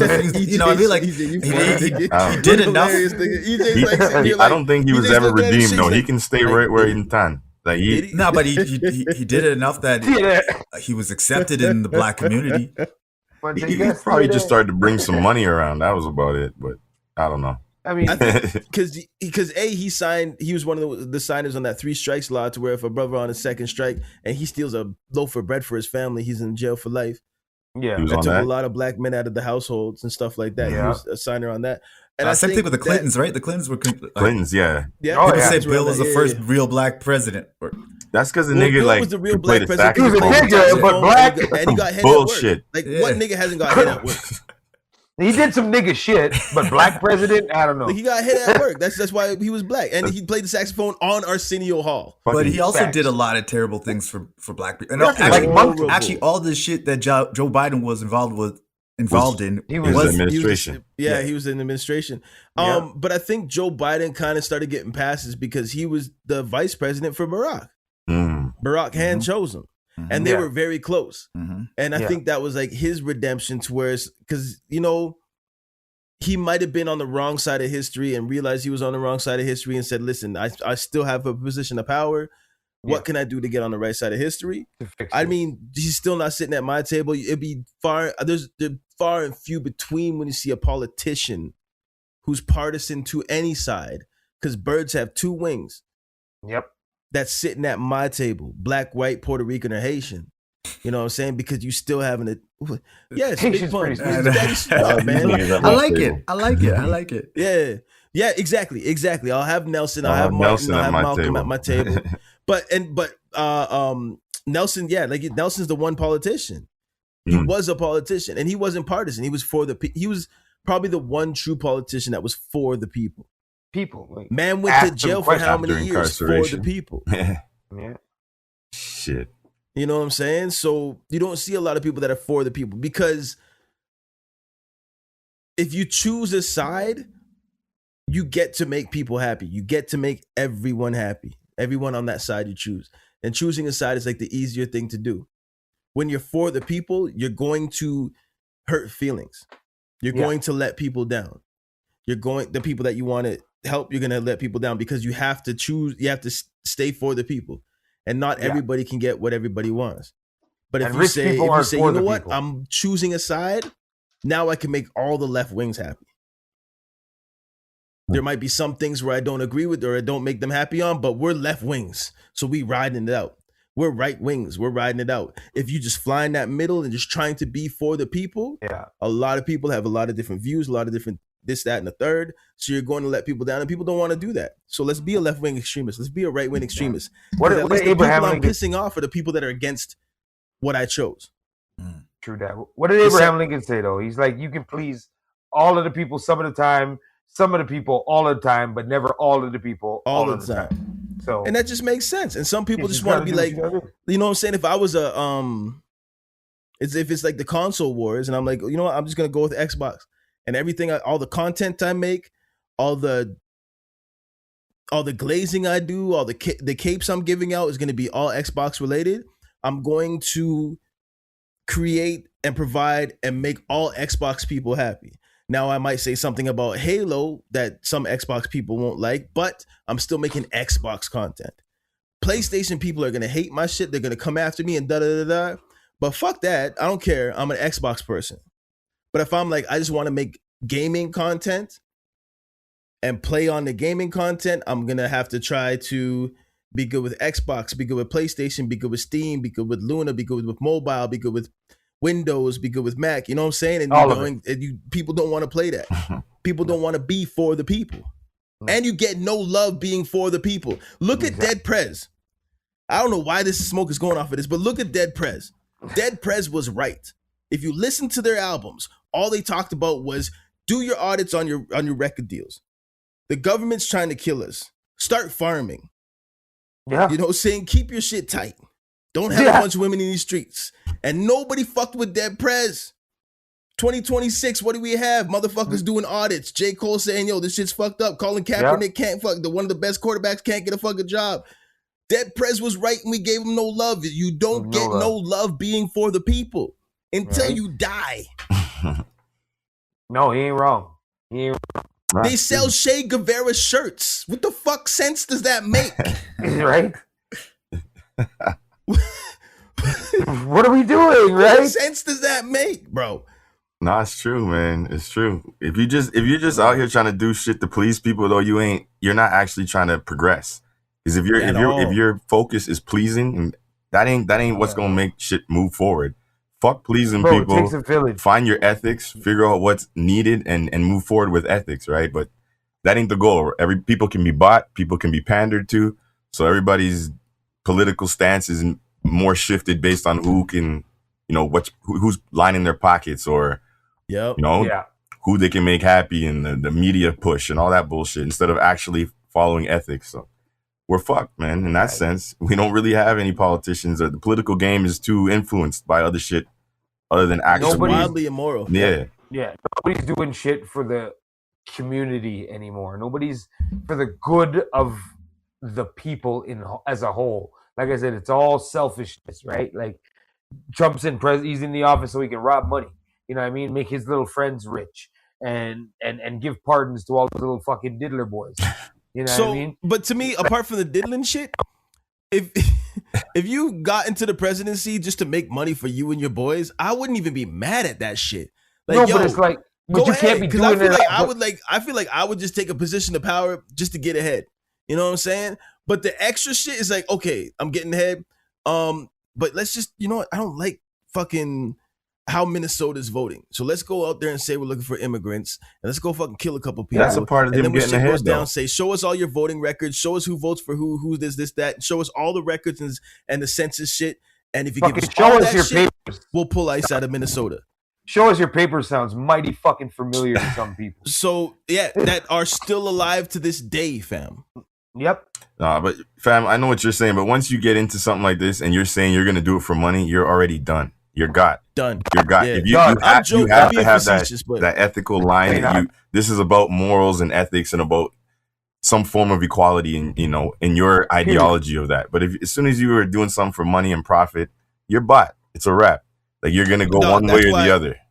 And that's why I can't go into politics. I can't have no position of power. If I was a policeman, you slide me a 20, that ticket didn't exist. I mean, I am that nigga. I am that nigga. It's like, yo, listen, no, it's real. half a titty nipple? I didn't see a gun. Like, there's no cocaine. What are you talking about? No, that's real. And so it's not like I have morals, I have high standards, you know what I'm saying? I follow the higher power. I don't follow the power of the daughter. See what I'm saying? The dollar. But I feel like I am corruptible. Your body cam cannot be off. No, it can't. Ever. Ever. Yo, listen, I was watching. What else is real though? What's that Ben Affleck and The Rip? The Rip. Yeah. Y'all seen that shit? Yeah. Nigga, that money would have been gone. Thank you though. But where'd the money go? Nigga, I don't know. Yeah. Nigga, the court half, we're taking the other half. Nigga, let's go. There's buckets of money up here. Hey, yo. Anybody who didn't take the money, that's the one taking the fall. Because what money? The funny thing is how, I try to spoil it. It's been out for a while. But the funny thing is how it was a lie anyways. Yeah. Oh, shit at the end was just to catch that motherfucker. Yeah, that was another. The twist was all right in that one, actually. Yeah. The twist was okay in that one. I liked it because I believe like that would happen. That was the first Netflix movie I've watched in a long time where the ending did not just straight piss me off. Yeah. Because I was convinced there's an executive at Netflix that their only job is to ruin the end of movies.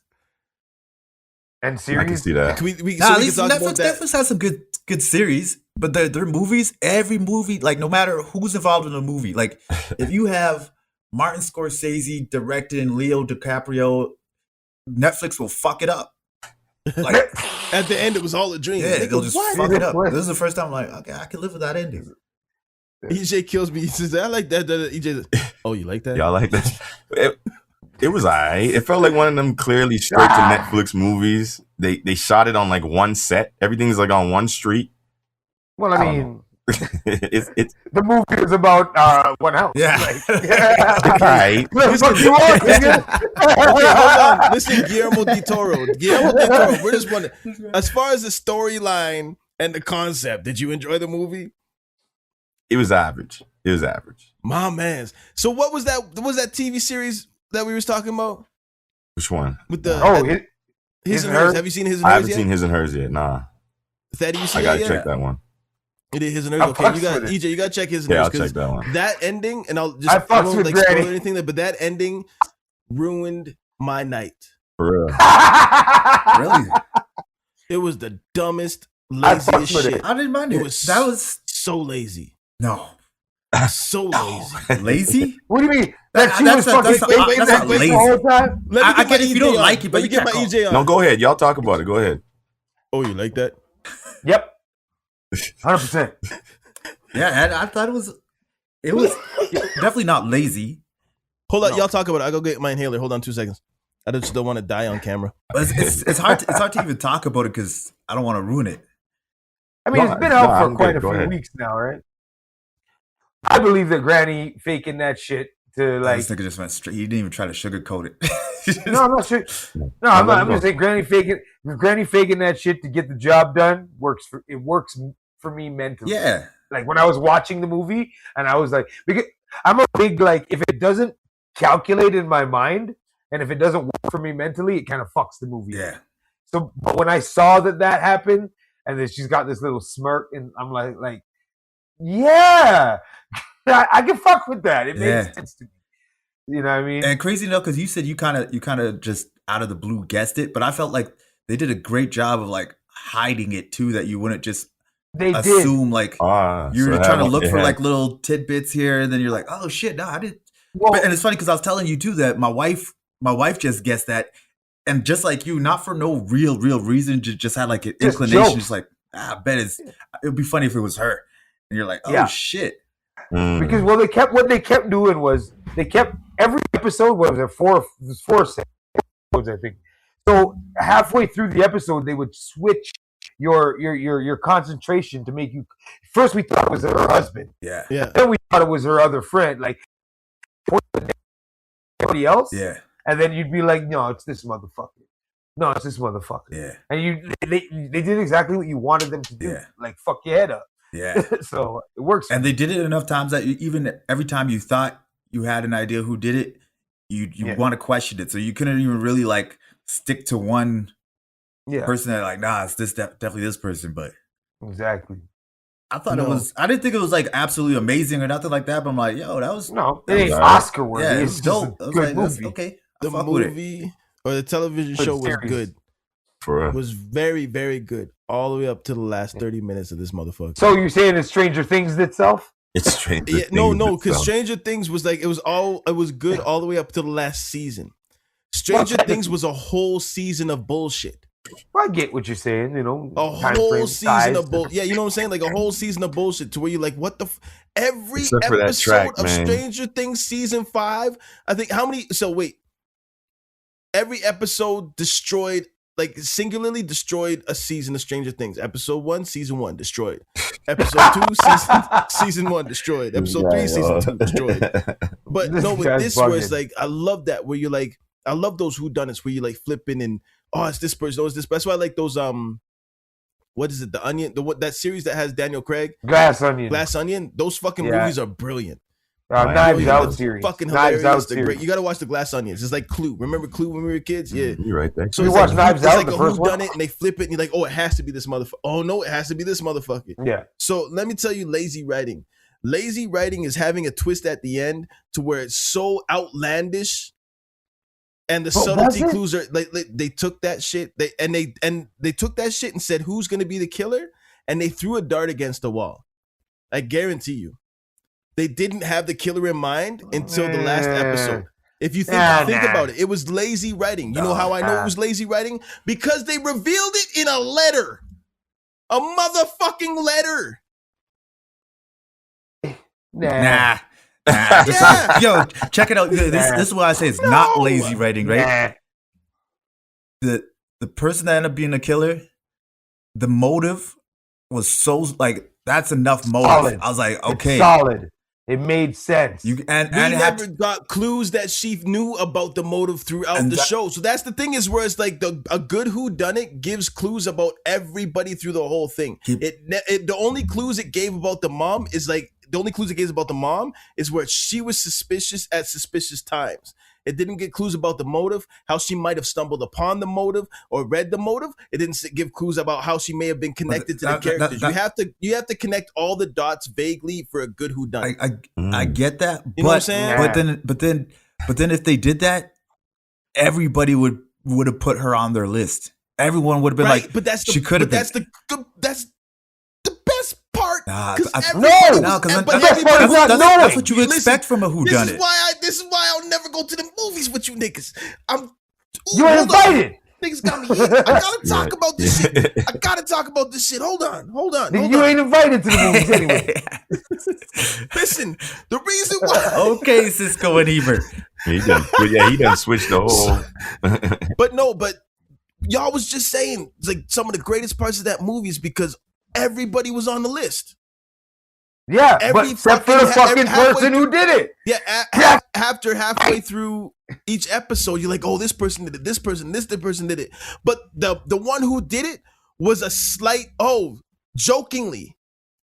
Yeah, so you know why? But you know why you jokingly would say, what if it was so and so? You know why you jokingly said that? Because nothing in the movie pointed towards that, and it would be the most ridiculous outcome. No, but not the way they tied it up though. Like, because remember, they didn't tie it up. They hear me out. But hear me out, right? The daughter would have had the most motive to do it, right? Thank you. Right. And if it wasn't the daughter. But the daughter would have been an obvious one too, right? I'm trying not to interrupt. Keep going. So I like the fact that it was the mom, and I guess. Are we saying that? We're saying that. Mason already said it. Yeah, go ahead. I said it. Okay. So yeah, I like the fact that because she's the only one that could almost have the same motive as the daughter. Thank you. And to add to that, the fact that we even said it to our wives, or our wives, I said it to my wife, his wife said it to him, means the seed was already planted. It might have been joking, but I'm like, what if this bitch during her dementia is just out here murdering people? Like, the fact that I said it is already... But that doesn't mean the seed was planted. You know what? Yeah. Interestingly enough, though, both of us were like, he said it, my wife said it, like, so people are picking it up on that. Dog, I was sitting with Shorty watching the show, and Shorty's like, what if it was the mom? I'm like, really? See? The mom. So your girl said that she's too? like, yeah, but, like, what if it was the mom? That'd be da-da-da. I'm like, why? She's like, I don't know, but like, just what if? Because it's like the last person. The one person that was never alluded to through the whole thing is like, oh, well, what if it was the mom? It was so ridiculous. But then if it was the mom, I understand the motive. I don't disagree with the motive part. I don't disagree with slightly tying into the dementia. Made sense. But they didn't write it good enough to where the dementia seems suspect. I feel like with a whodunit, all the things in order to be like, I wonder if it's this person. Shit has to make sense, but it has to suspiciously make sense. I'm not saying that the mom doing it is dumb. I'm saying that they did not do a good job of writing it to be the mom. You know what? They didn't add the suspicion to make it intriguing enough, and then they lazily did it in a expositional letter. I think you're wrong. Hold on. I'll give you the first part of that. And this is where I say it's not lazy, though, because when they kind of wrap it up at the end, all the shit that she's doing does make sense. And they had to have thought of that early. It wasn't like end of the script, let's just throw it in there. You remember when they catch her naked, you think at the first part, you just think she's crazy. But then when you find out it's the same night that bitch got murdered, you're like, that's not lazy writing. That was forethought. And she's wandering around the same night the chick got murdered. Who gives a fuck where the clothes are? Who cares where the fucking clothes are?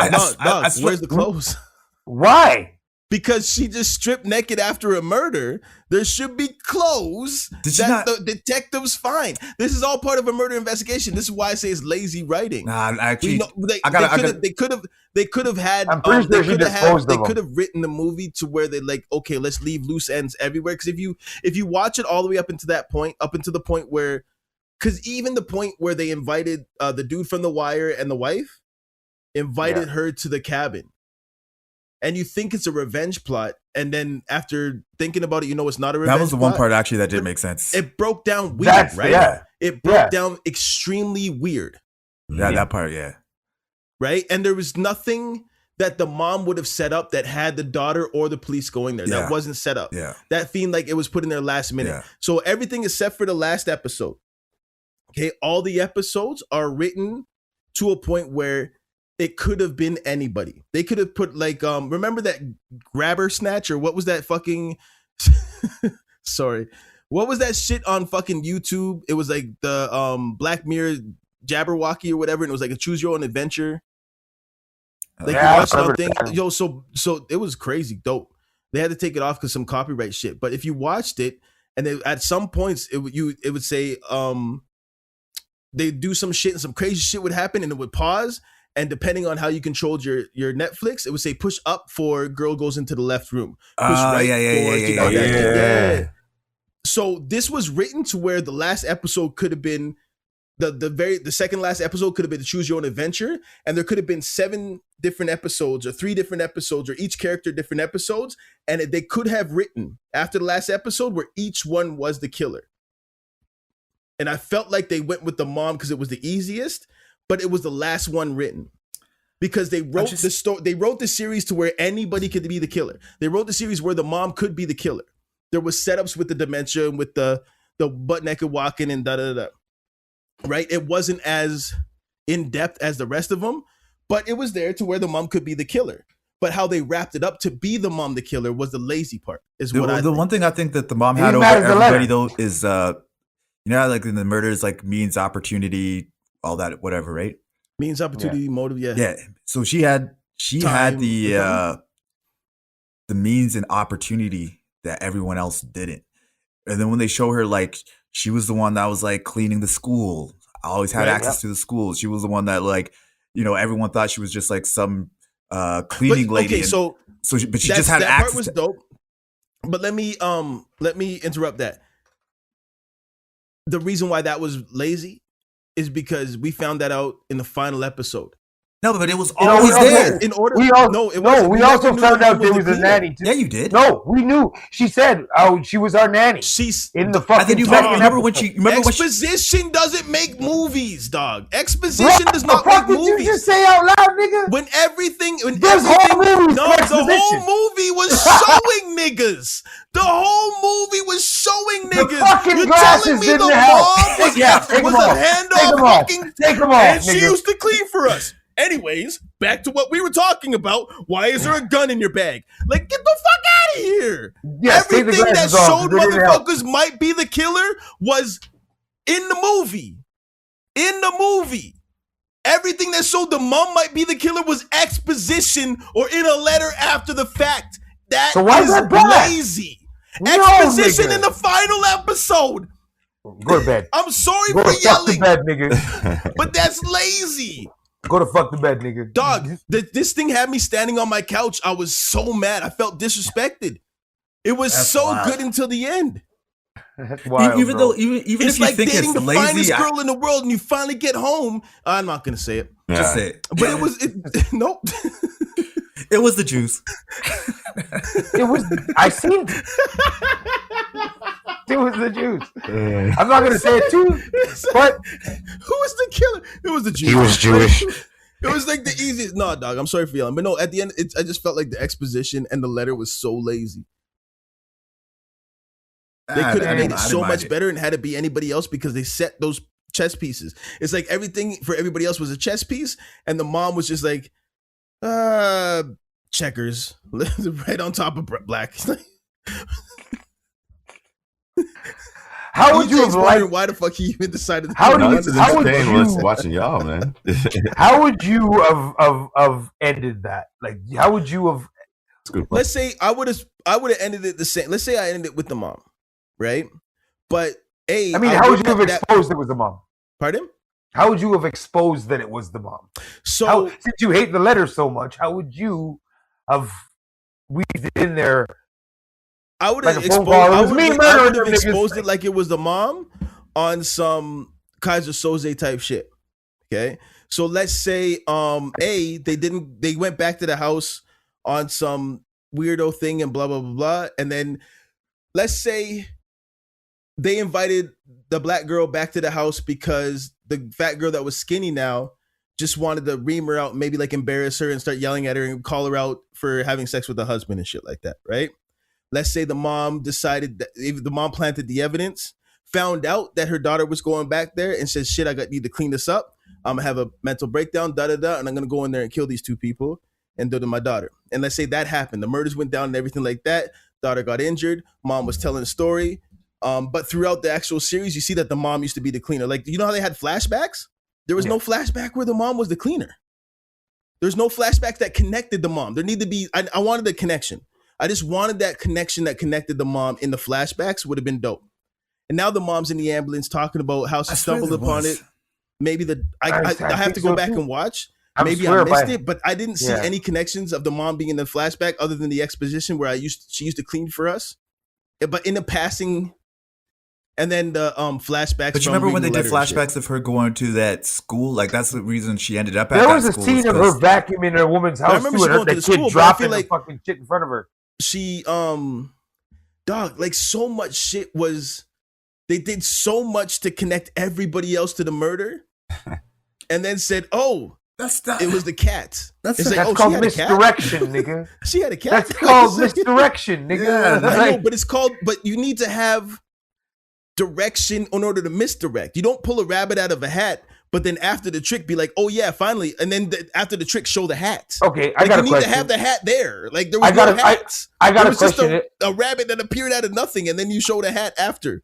I got a question, and you brought it up. You brought it up on some Kaiser Sose shit. Yeah. Don't you fucking tell me you watch Usual Suspects. Hold up. No. This coming from the guy that almost had a heart attack for 45 minutes yelling at us. That's a calm down. You brought a fucking Kaiser Sose. Right. Tell me you watched that movie and didn't put it together on the fucking wall the same way we did. You didn't have a fucking clue. No. You had no fucking clue that Kevin Spacey was that good. Right. You had none. Just like we had no clue that and there was no seeds. No, there was. There was no. There were after when you saw the wall when he started showing you what he was fucking reading. You didn't have no seeds in the movie. Listen, okay. Nigga, I'm done. I'm gonna leave you. Let me interject. There was no seeds, and I never said there needed to be a seed. I said there needed to be a connection. Nigga. I said there needed to be a connection. And the connection was this nigga's wordsmith. In every single thing that went down, verbal Kint was there. There was no story without verbal Kint. Verbal Kint was the connection. It's not like they went through all this shit, picked up verbal Kint at the end and that you never saw verbal Kint before, picked him up at the end of the movie, and then verbal Kint sent the letter and said, I used to hang out with these motherfuckers all the time. Now Kobayashi was the lawyer. And No, verbal Kint sat there from the beginning of the movie, told the story, and the thing that connected it is, and we never caught on to it because it was such good storytelling, that it was told through the eyes of verbal Kint. Situations where verbal Kint shouldn't have seen was told through the eyes of verbal Kint.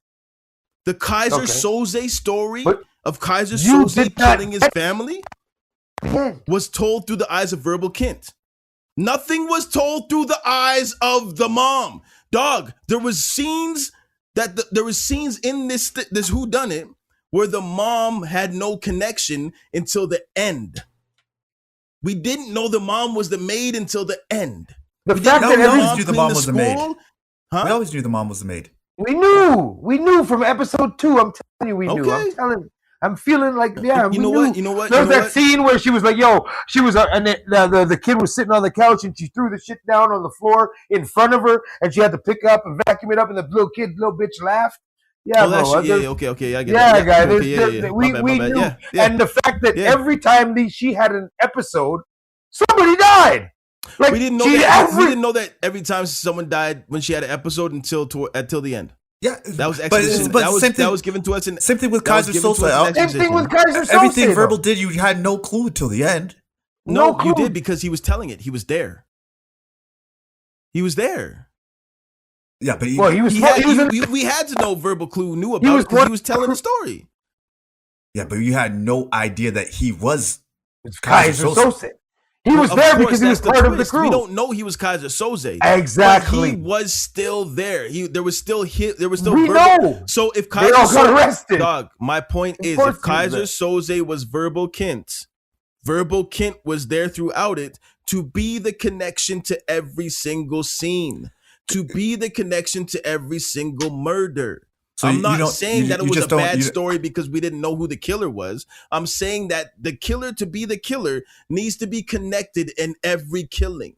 And that needs to be vaguely shown with the red herring and with the I think if they did that, the surprise wouldn't be so shot like. And they literally did that at the end with every scene. They went back and showed you. But that's the point. That's the point because when the connection's there, and then you see it at the end, you're like, "Oh shit!"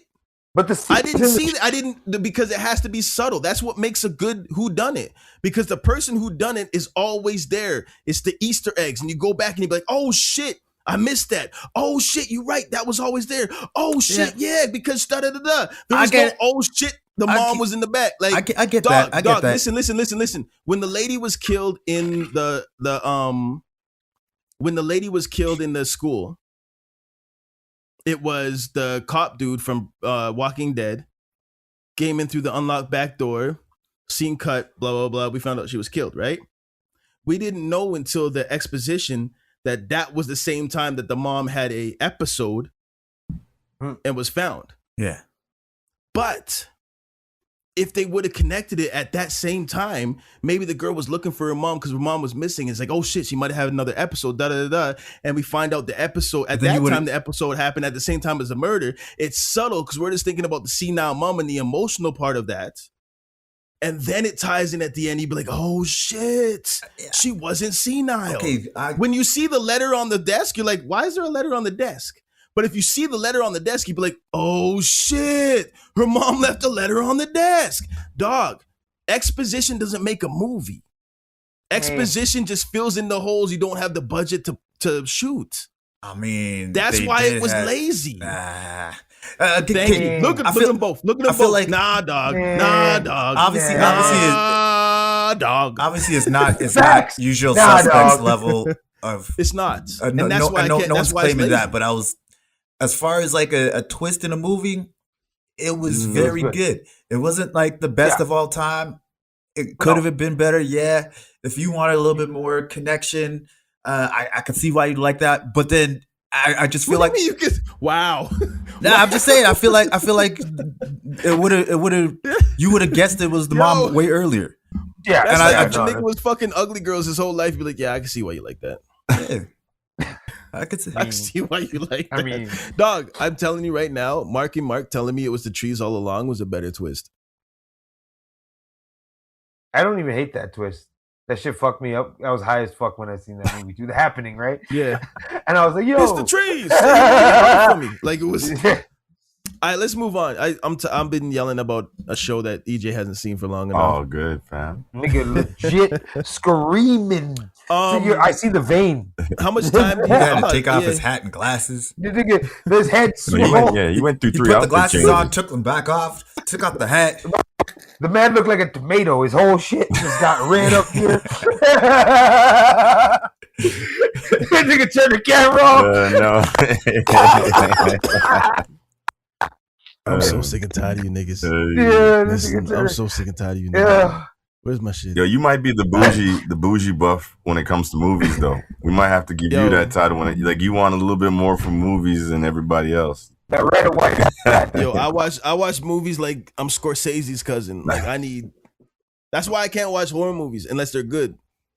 Like a horror movie needs to intrigue. Because when I watch a movie, the reason why I can't watch a horror movie is because they're just bad movies. When I watch a movie, I'm so into it. I feel like I'm in the movie, like it takes over me and shit like that. And horror movies, did any of you see Sinners? I don't play about no devil shit. Don't bring but I wouldn't call Sinners a horror shit movie. into my house. Did anybody see Sinners? I haven't seen it. It's not. Oh, you haven't seen Sinners? Nah. I plan on watching. I wouldn't call it a horror movie. It's about to sweep the damn Oscars. Sinners is a black movie with vampires. Yeah.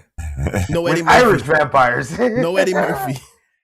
Yeah. You know what? Let's not talk about Sinners. EJ, Yeah, don't ruin that one. I'm gonna watch that. Go see it. No, go see it. See Sinners this week. That Cougar and Johnston combination to Meemaw house. You know what I'm saying? Get a charcuterie board. You know what I'm saying? A charcuterie board.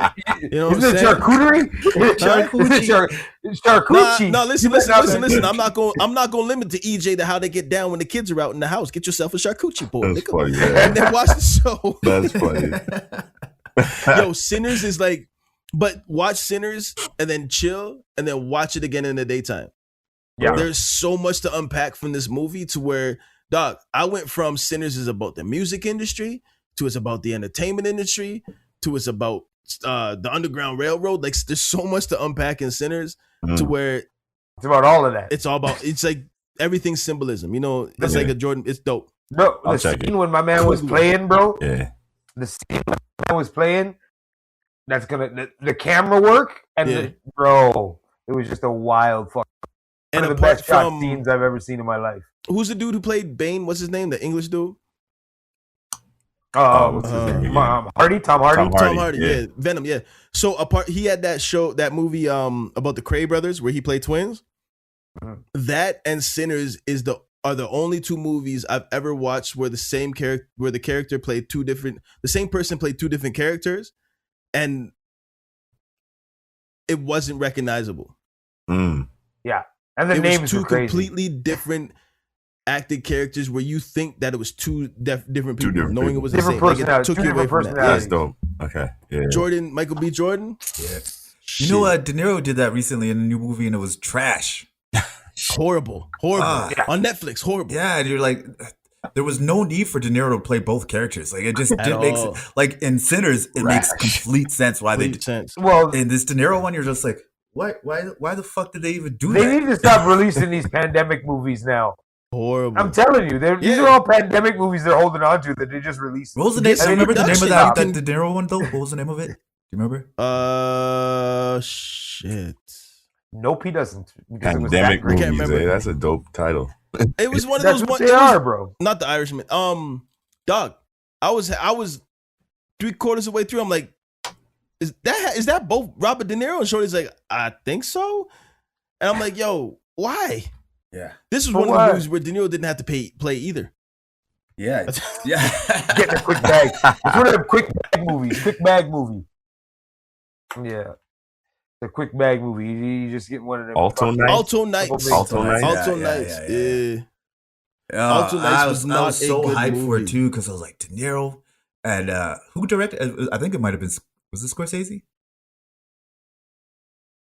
I didn't even.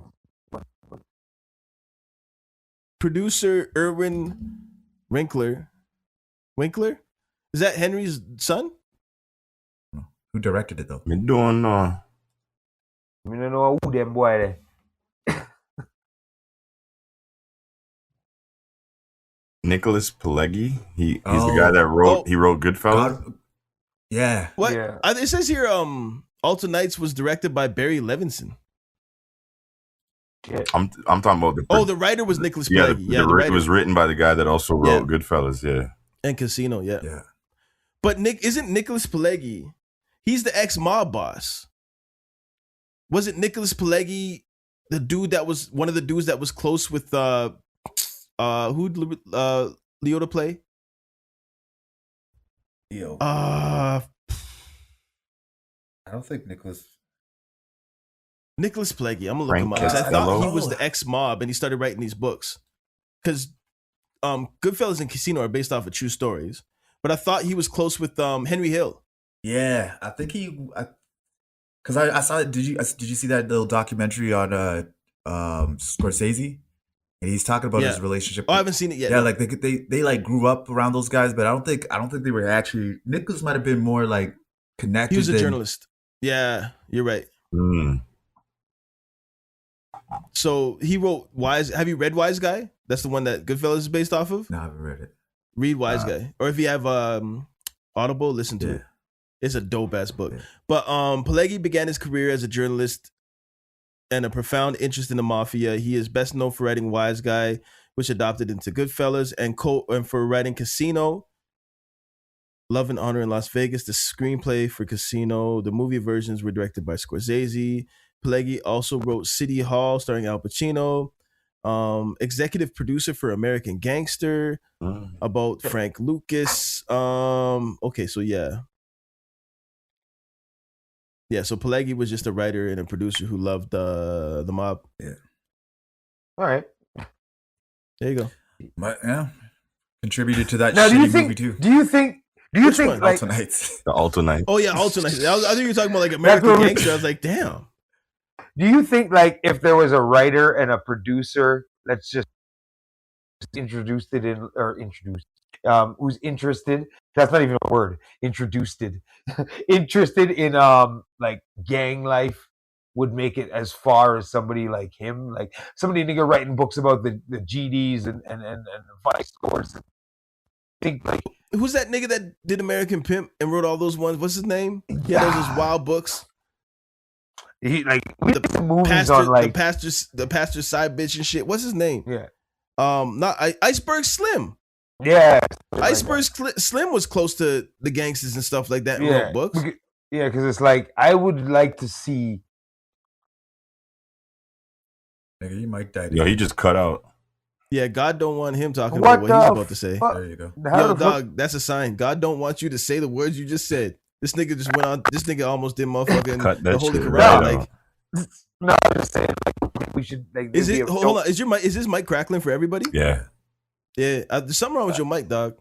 I don't know. Maybe am I dying? That's on now. I hope not. Yeah, no, I got a green light and everything. I should be good. So I'm just thinking, do you think there will be a Goodfellas style movie about like Bloods and Crips type shit, like in depth, deep, like let's get into like what happened, how it started, how shit works, like you know what I mean? No, Like, because I feel like I hood think they movies were tried given the green light to dehumanize us. Dehumanize and the mob hood, but I'm movies talking were real- given the green light to glorify them.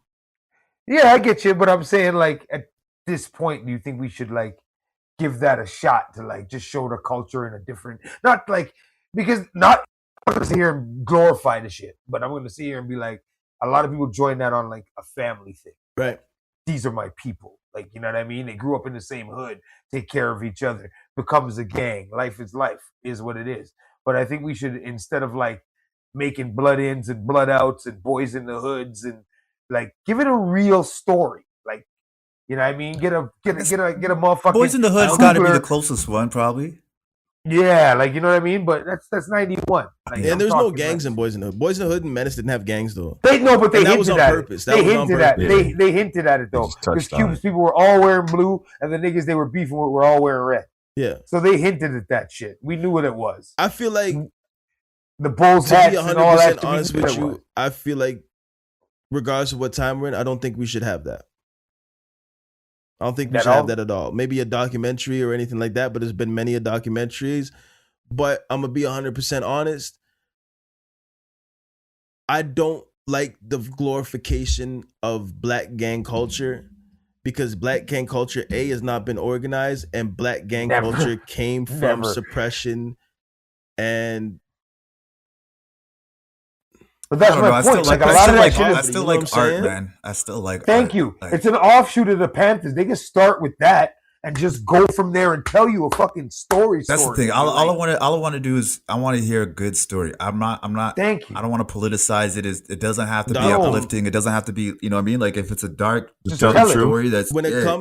comes to the Bloods and With your Crips, there's character. no good story, bro. Well, No, like I no, said, you- it you doesn't read have to the be I'm that. saying the good. autobiography. You're talking about good as Read in the like good and bad. I'm autobiography. talking about good as in like well made. Yeah. Like Oh, I'm yeah, not yeah. looking for. But read the autobiography of Cody Scott, and then Oh, yeah, the monster was savage, but yeah, bro, it's you're not what when nothing- it comes to it's a different when it comes to like the gangster movies, like when you got Casino, when you got Goodfellas, when you got all that stuff. they were it's horrible like- people still. but they're horrible people. But when you Right. look at it, it's like they're bucking against the system.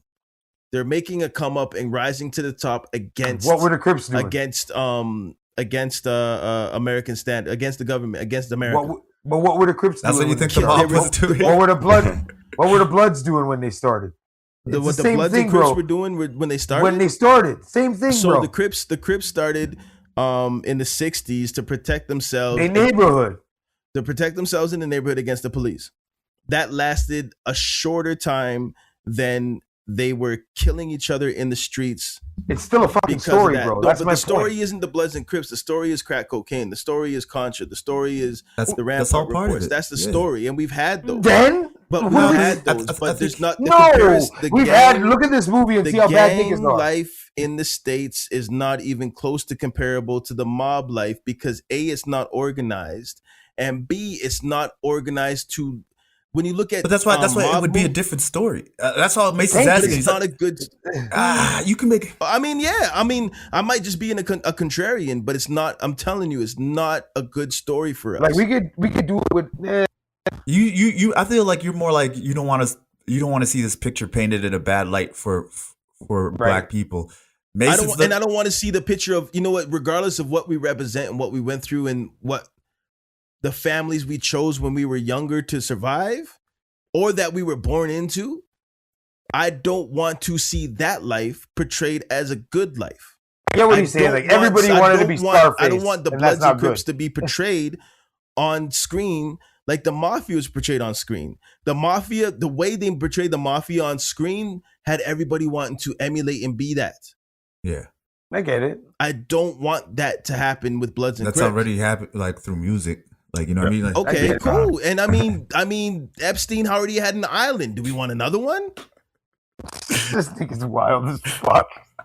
I'm dead serious. So we should just should we just sweep it under the blanket and act as if no, we don't sweep it under the blanket. We just don't glorify. I'm not saying sweep it under the blanket. Nobody's been doing that. But I'm talking from a point that has family members that are not even once removed that have died in gang life in the States. Like I know gang culture and it's not fun. I don't think Mason's trying to say like let's make a movie that makes gangs look cool and makes everybody. I'm talking about. It's like I just want to see a well produced movie that gives an accurate story of what that looks like. That story was. But I feel like we've had that. Which movie? I think Mason's saying he's yelling at me now. I don't know. Your mic's off. I can't. But I think we've had that, right? But I think Mason's saying specifically a Bloods and Crips one because you know the Italians Not even. specifically had their mafia one and like not just Italian life. Let's talk about mob life, not just black life. Let's talk about Bloods and Crip life because that is a significant, well-known. And you don't even got to call them Bloods and Crips in the movie. You don't even have to do that. No. My point is just show the story of how it went from protecting your neighborhood into what the fuck it is today. We don't have to sit there. Panther kind of did that. Yeah, but that's not Bloods and Crips. It's all. It's not the same. No, Panther was like that, and how the FBI came in, infiltrated the Black Panthers. Yeah, but it was very specific to the Black Panthers, which was a true story.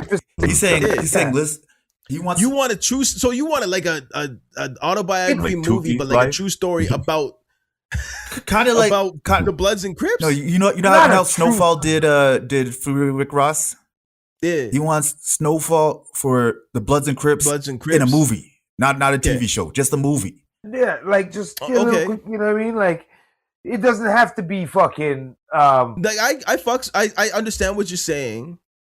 I just can't bring myself to think that's going to be a good idea. I understand what you're saying because like we saw Scarface and everybody wanted to be Scarface, and that's not good.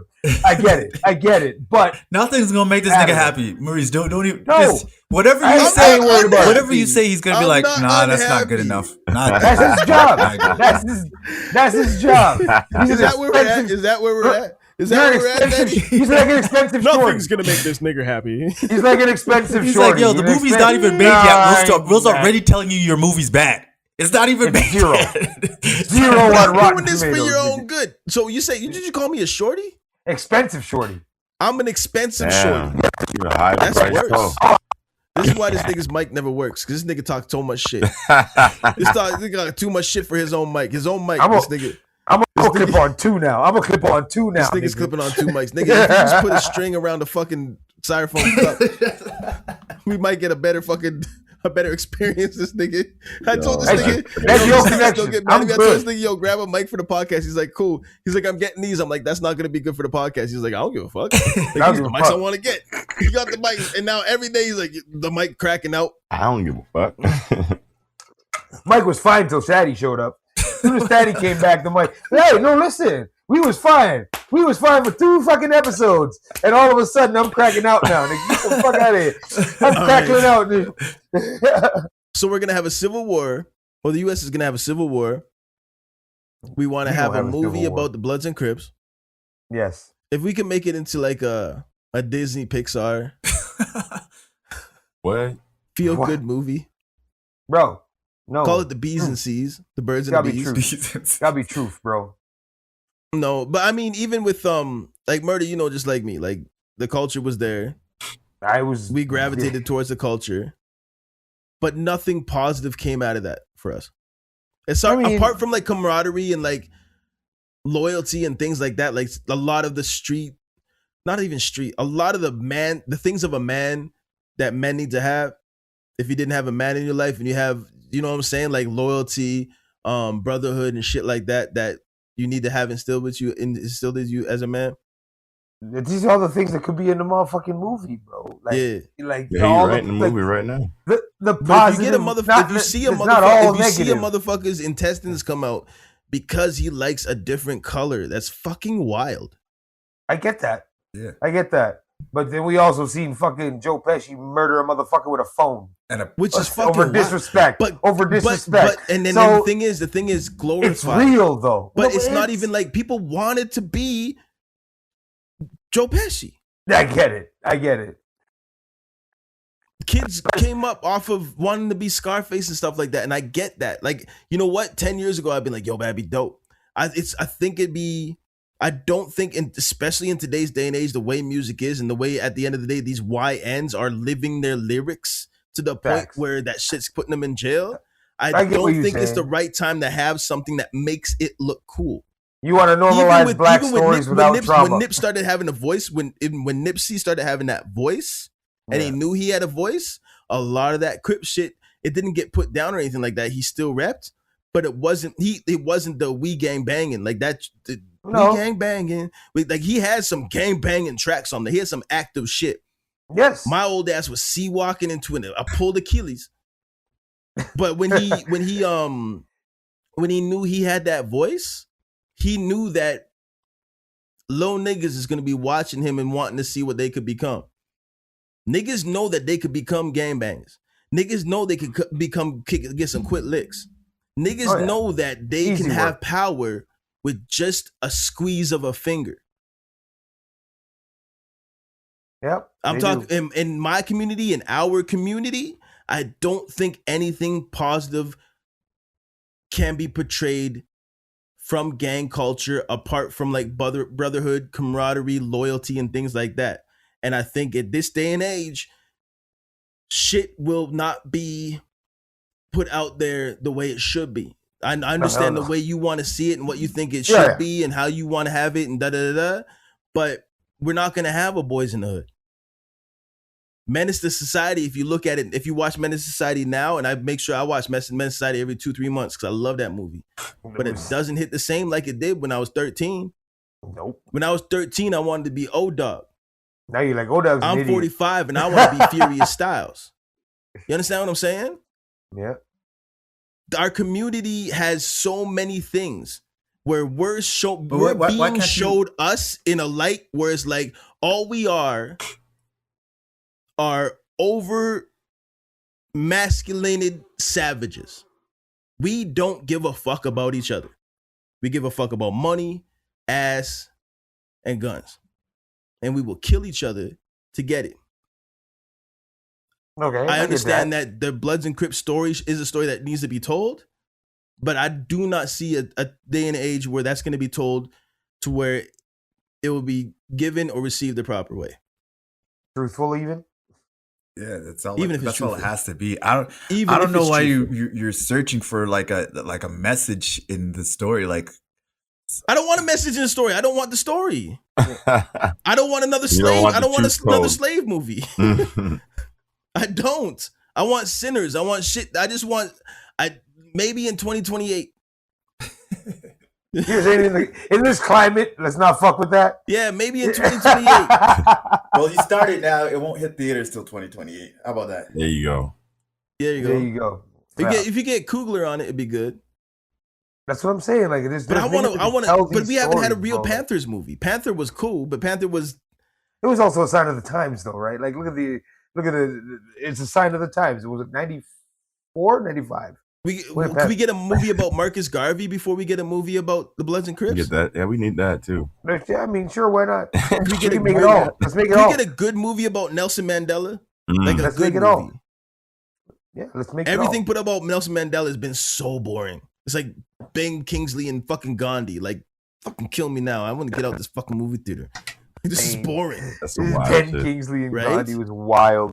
All they got to do is just tell the story, tell the truth, man. At the end of the day, that's how I feel about it. Like Scarface, he was cool and shit, but if you watch the whole movie, by the end of it, I didn't want to be him. You saw how he went out. Like, you just got to see the whole movie. There was a section where I was like, I'd love to be this nigga.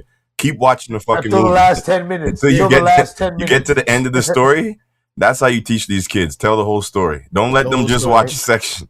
Be like, you can be this nigga, but you might end up here at the end. Facts. And speaking of Ben Kingsley, he's just the gift to the MCU that keeps on giving. True. Anyways, continue. And just so y'all motherfuckers know, I'm only disagreeing so we have content. He agrees with me. Like I'm gonna be honest. Like I'm gonna cut this part out. That's hilarious. Why? I agree. I think the movie would be dope. I'd love to have it. I am kind of nervous about how it'll be received and how it would be given to us and because right now, maybe next year, maybe after a new press or whatever like that. But 9 times out of 10, I'm disagreeing with niggas just so we have a conversation. You should have put your glasses on for that part. We've had short ass I Want All the Smoke episodes where we just agreed on everything, and 27 minutes later it's like, so. Yeah, that's not. You watch this show? That's put your glasses on for the disagreement. I could. My glasses are for reading and shit. I can't just wear them all the time. I've realized that. I almost fell down a flight of stairs. We're at the 2-hour mark, ladies and gentlemen. We have a little bit to go. Is everybody good? Hey, I'm all right. I got a little time. Daddy's good? Yeah. Okay. Yeah. Daddy, those kids are just running you ragged, huh? Yeah. What that? Daddy, my man looked tired. Daddy, tell us, are you okay? Yeah. Blink twice. Blink twice. Blink twice. He's going. Listen. My thing is, I'm gonna add to the story about Daddy getting snatched from the wedding. His girl came into a live podcast, opened the door on him, and said, "You're still doing this?" Yes. My first episode, my fucking debut episode. She pulls up like I said. Oh man, I went off on her. She's like, they heard me? Bro. I was like, what the fuck you think? Of course they heard. Oh, I thought there's a microphone in the room. My man's face, I lost it. And I should have just played it cool. We podding. I should have just played it cool and just kept talking about fucking whoever the hell we was talking about. But no, couldn't help it. He just looked off camera and he's like, the door swang open. Wham! And this nigga's like, and she's like, "You're still doing this?" That's classic, man. That's classic. And this nigga goes like this. Exactly like that. Listen, I have history. I have books. You can't tell me the wedding story is a lie because you could go back to the wedding story. It happened, not like that though. Well, what had happened was, dog, I'm scared of Daddy's wife. Anytime Daddy, listen, I don't want to be the person that keeps when this nigga left early from the Thursday show. I'm like, yeah, because he gonna get in trouble. I saw him walk out. I was gonna stop and be like, oh, yo, come, da da da. I'm like, nope. Gonna let him go where he needs to go. Go. He gotta go. This is a man. This is a man. I like how you forget. I walked out with Anthony, right? Like, yep. Oh yeah. Anthony was there to watch your back. Yeah, I got your back. Make sure you get in. Let me make sure you get in safe. He's trying to make sure you get home. Yeah. Back. Home is where the trouble is at. Just signal me from the window if you need me to come in and get you. Shit, let's lighten that shit up. Oh man, let's lighten that shit up. What else do we got here? What have you guys been? Oh, no, shit. Fuck. We're not talking about lighting it up. Yeah, you gotta go back. I'm gonna let you take the helm on this, but some of your favorite motherfucking rappers have been mentioned on the list. Yeah, so Pusha T and Jay-Z are listed in it. But I feel like everyone's on those Epstein files. And now specifically, Mason, nobody heard you. You laughing and nobody heard the joke. Oh shit! And I guess I fucked up. I said except for Barack Obama. So far. Yeah, so far. Wow. So far. We didn't know Pusha T was on that motherfucker. Nigga, I said everybody's on that motherfucker until they're not on that motherfucker. Facts. But yeah, it looks like Push. They say he was hired to groom people and feed them drugs, which sounds stupid. It sounds sus, but like it's Hollywood. I know. And something about Jay-Z. Some girl woke up in a room with Jay-Z and Weinstein, which just seems like a fucking weird ass tag team mission. Like, I just can't imagine Hov and Weinstein like, yo, you want it? But hey, what do I? The word tag team and Weinstein in the same sentence is egregious. Yeah. No. So, according to an FBI crisis intake report included in the latest Epstein release, an anonymous victim who claimed she had been drugged and sexually abused in several instances throughout the years said Pusha T, Terrence LeVar Thornton,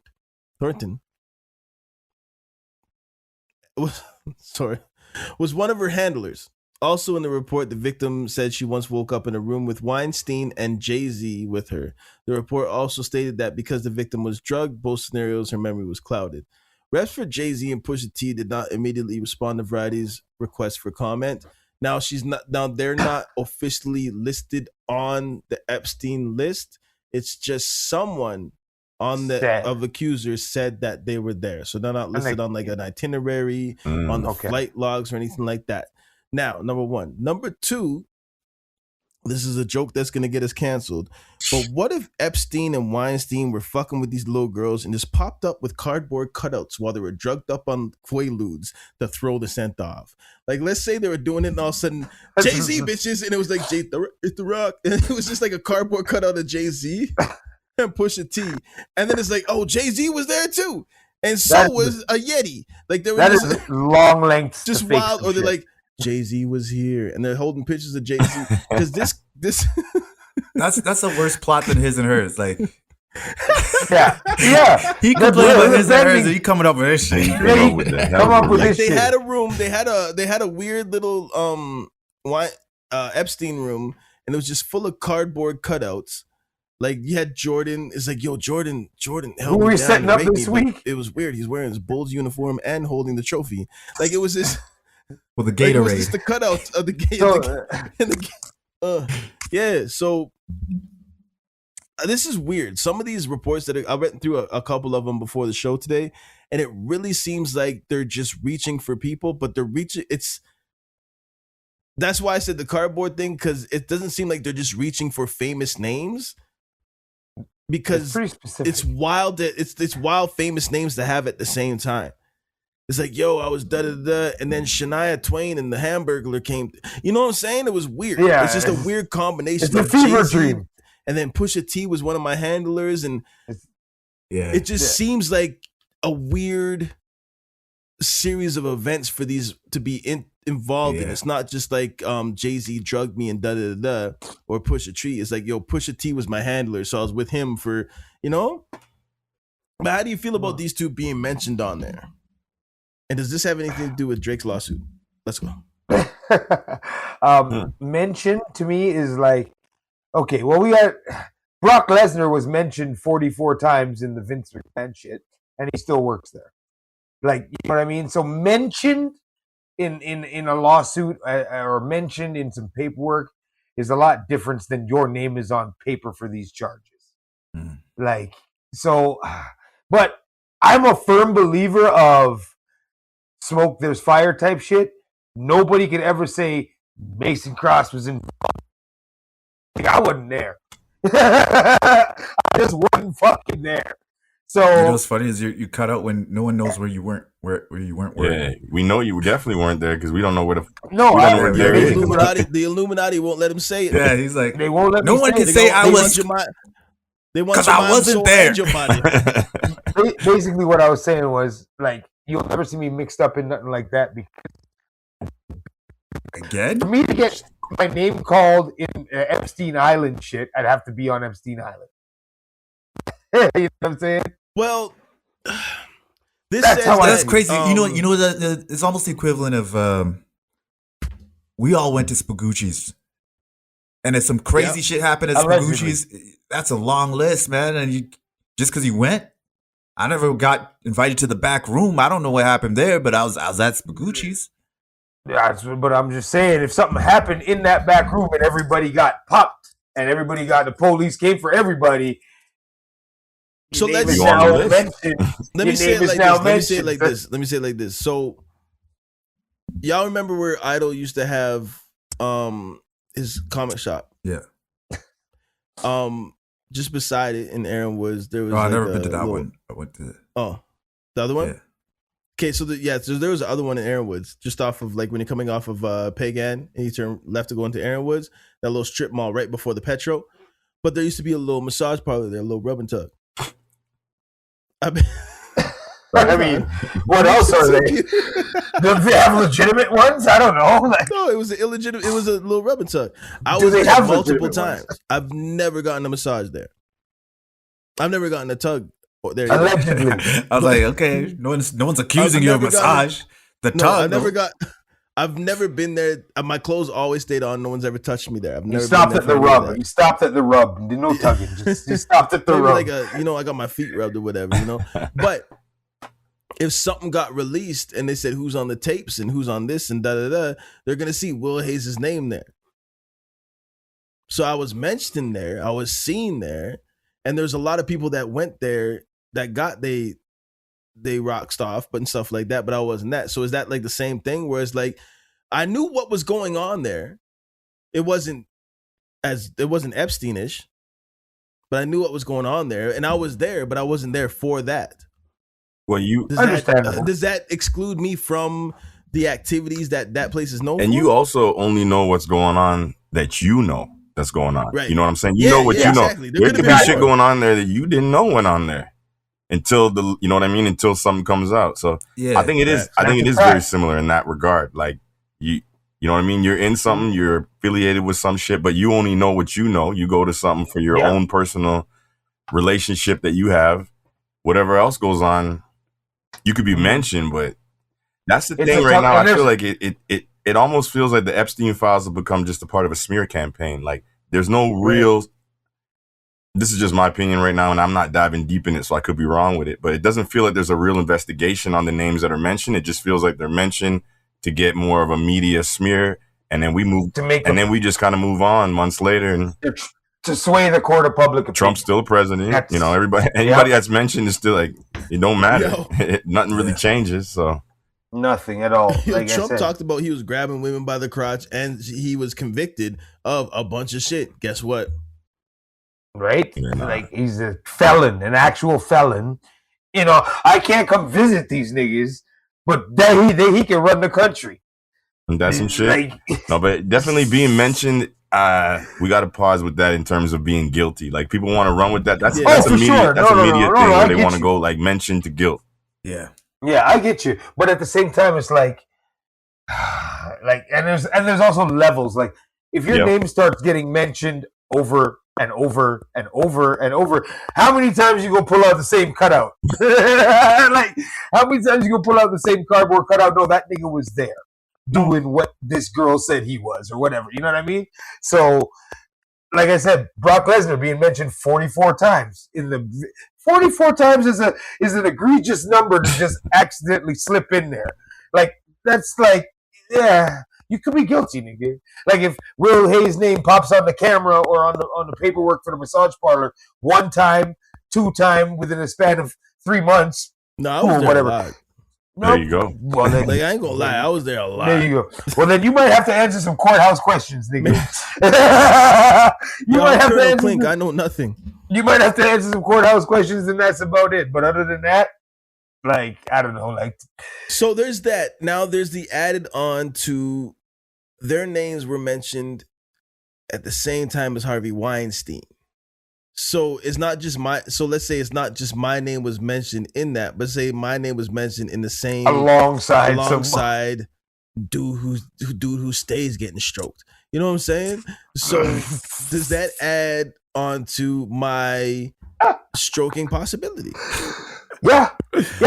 It's like, why are you friends with Richard Ramirez?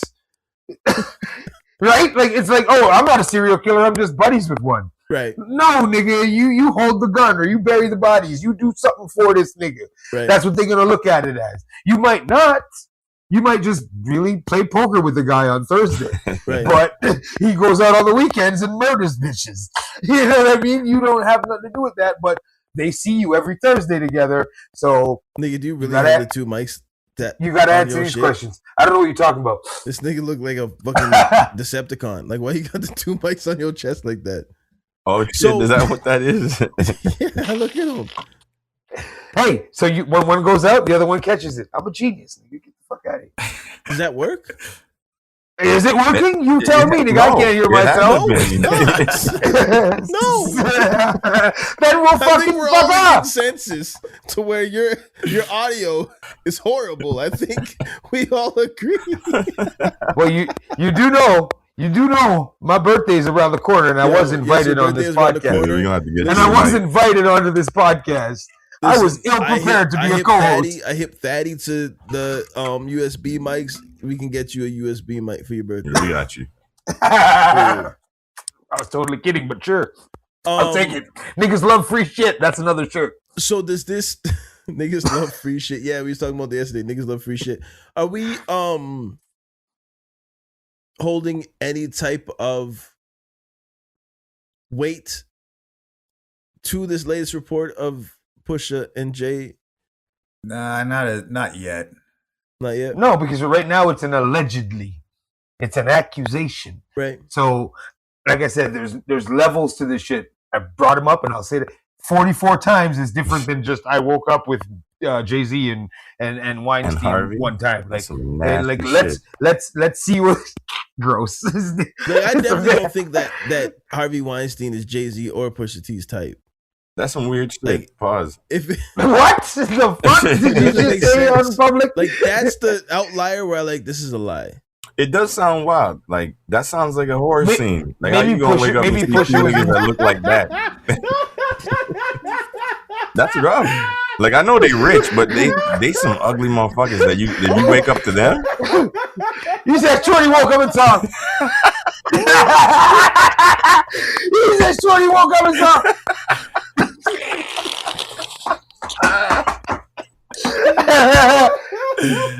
It's the Rock. Oh, y'all niggas is fucking. Don't wake that bitch up. Holy shit. Okay. Oh man. Oh, these niggas. I need a minute. Album of the week. Album of the week. Give me 1 second. 1 second. Yeah. He's like, nigga disappeared. Y'all niggas is too much. I'ma hate editing this shit. Y'all niggas is too fucking much, man. Make sure you edit this mic and not this mic.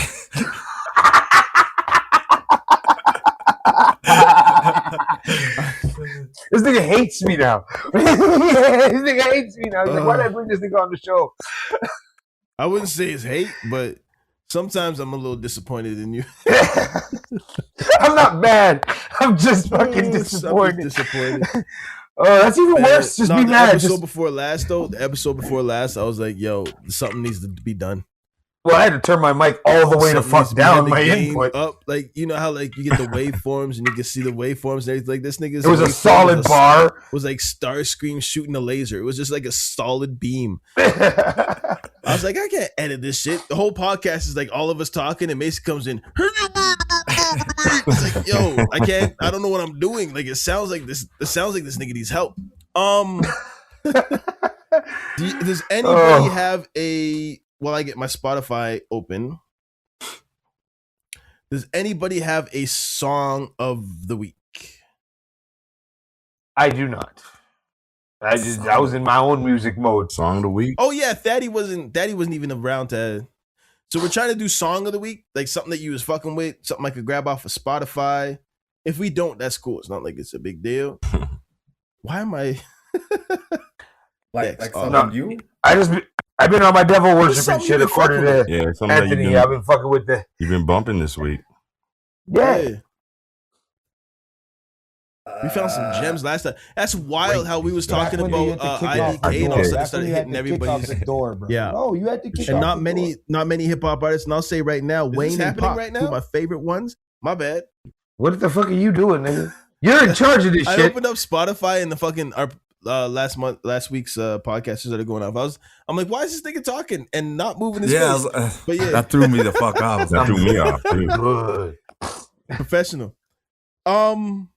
Yeah. Anybody have a song of the motherfucking None? Okay. Wicked by Mason Cross drops tomorrow. Well, I listened to some new. There's a track that dropped from Stove God. It's not really like something I was going crazy about, but everything Stove God touches right now, I'm trying to follow. So he dropped something with DJ Drama. I can't remember the name of the track though. It just dropped like last week. That's funny. Mine was I've been listening to Stove God track. What is it? The two of us. Stove God is Stove God. Just me and my bricks. Just me and my brick. Stove God is like, there's not much like trapping music I can mess with, but there's something about Stove God where it's just like, it's just relatable. Even if you never sold drugs in your life, you just relate to how this motherfucker's saying it. Stove God is nuts. I fuck with Stove God. He's one of the new ones that's nice for sure. Who do we have?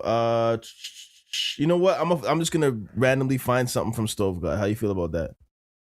Why not? Okay. I gotta start fucking with more Stove God. El Pueblo. This is El Pueblo by Stove God Cooks. Like you rap niggas, I burn your little catalog. I rip the rear view out the rolls and I ain't sad at all. I took it out the pot, then I sat it on the Vogue cover. In the Hamptons, trap phone vibrating at the pool. The game don't love me, but I don't love myself anyway, so I'm locked in.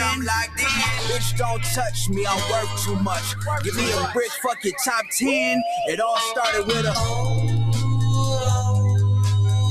I'm getting too much money for these niggas. Bitch, I came up off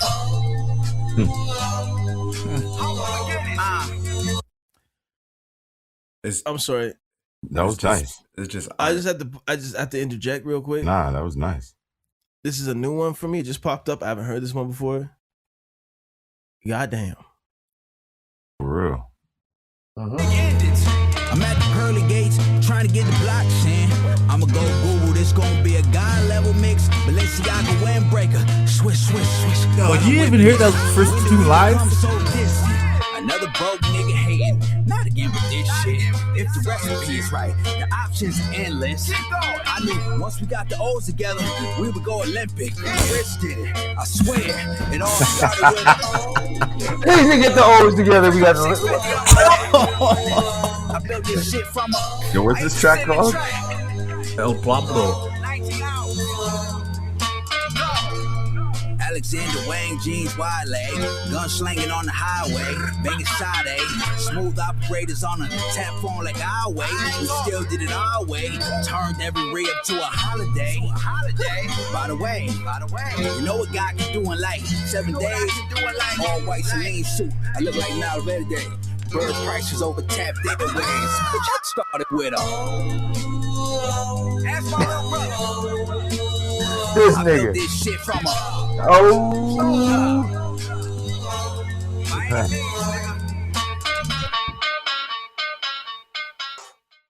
Bars. That's right on the playlist. That's on my gym playlist. Yeah. That's why I'm telling you, Anthony, you needed a verse on that Clips album. Yeah. Like the hook was nasty, but but remember we were also saying it was perfect because it left you like wanting more Stove. It left me searching Stove God.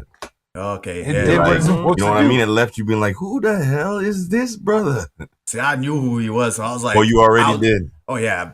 Yeah, I think we all found him around the same time, eh? Will, me, you, and me, you, and Idol. Yeah. Like 2-3 years ago, maybe. And I think it was from he was on a Griselda album or He's something. Griselda, right? Yo, but you remember he had that album before he even got with Griselda. He only has one album.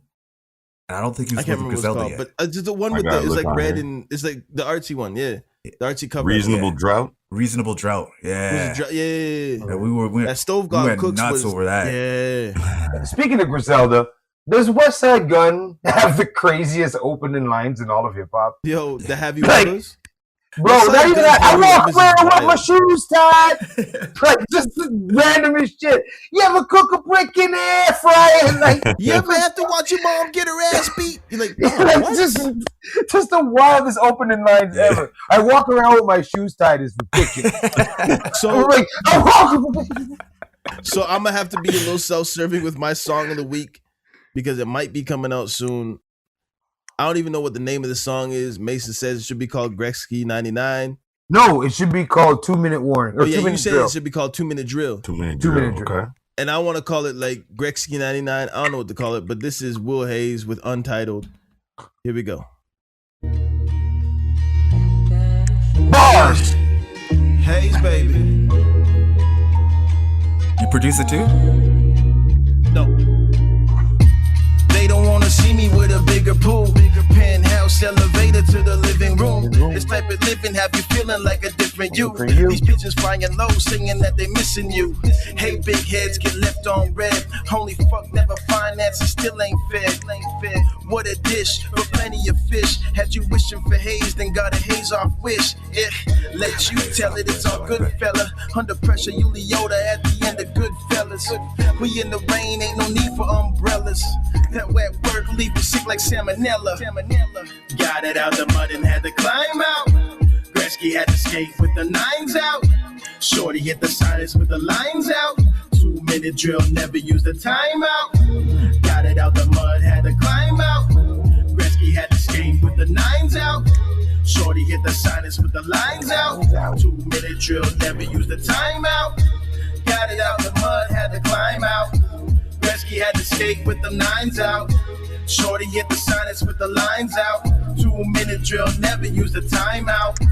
They don't want to see me with a bigger house. If he the leech and he just go to be a bigger mouth. I did this for the love, you went and did it for the clout. And now your baby mother begging me to hear you out. Truth be told, we lost control. Young Kane, Purple Rain at the Super Bowl. We used to count the bricks a coupe could hold just to get the 4-door looking super cold. Windows tinted to hide who's in it. Too many real niggas fell for me to slide on business.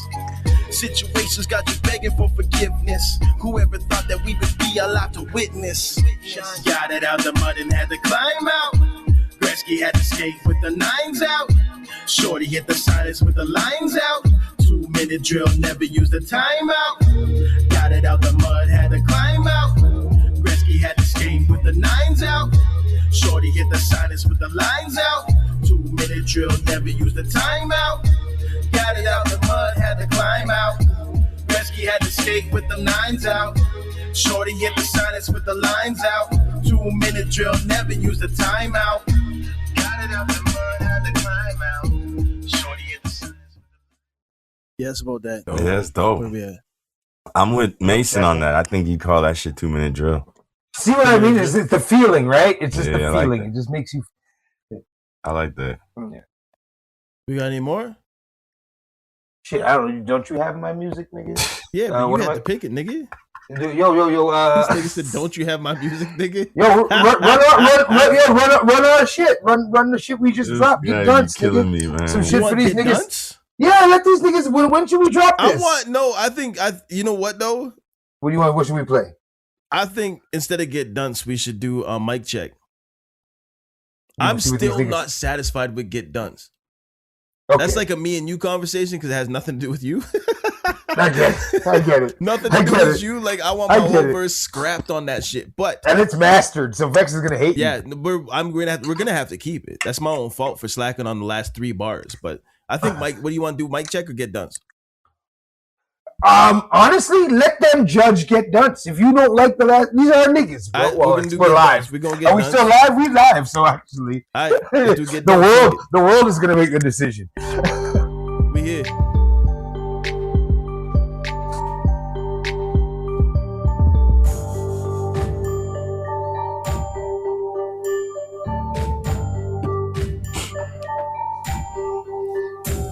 gon' get dunce on the track and put some bounce in it. Let me get crunk in the back and smoke an ounce in it. Put me on a beat and just let me fuck around with it. Fingers in the air, twist them up if you down with it. We gon' get dunce on the track and put some bounce in it. Let me get crunk in the back and smoke an ounce in it. Put me on a beat and just let me fuck around with it. Fingers in the air, twist them up if you down with it. Come on. A nigga move slick and he quick with a flow.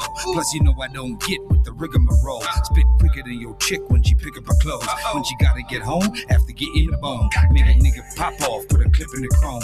Type of shit to go down when I get in my zone. Yo, a nigga move mighty, better leave me alone. And I say what I say cause it need to be known. And you running that mouth, you better knock it off. I'll run up on the nigga and rock his jaw.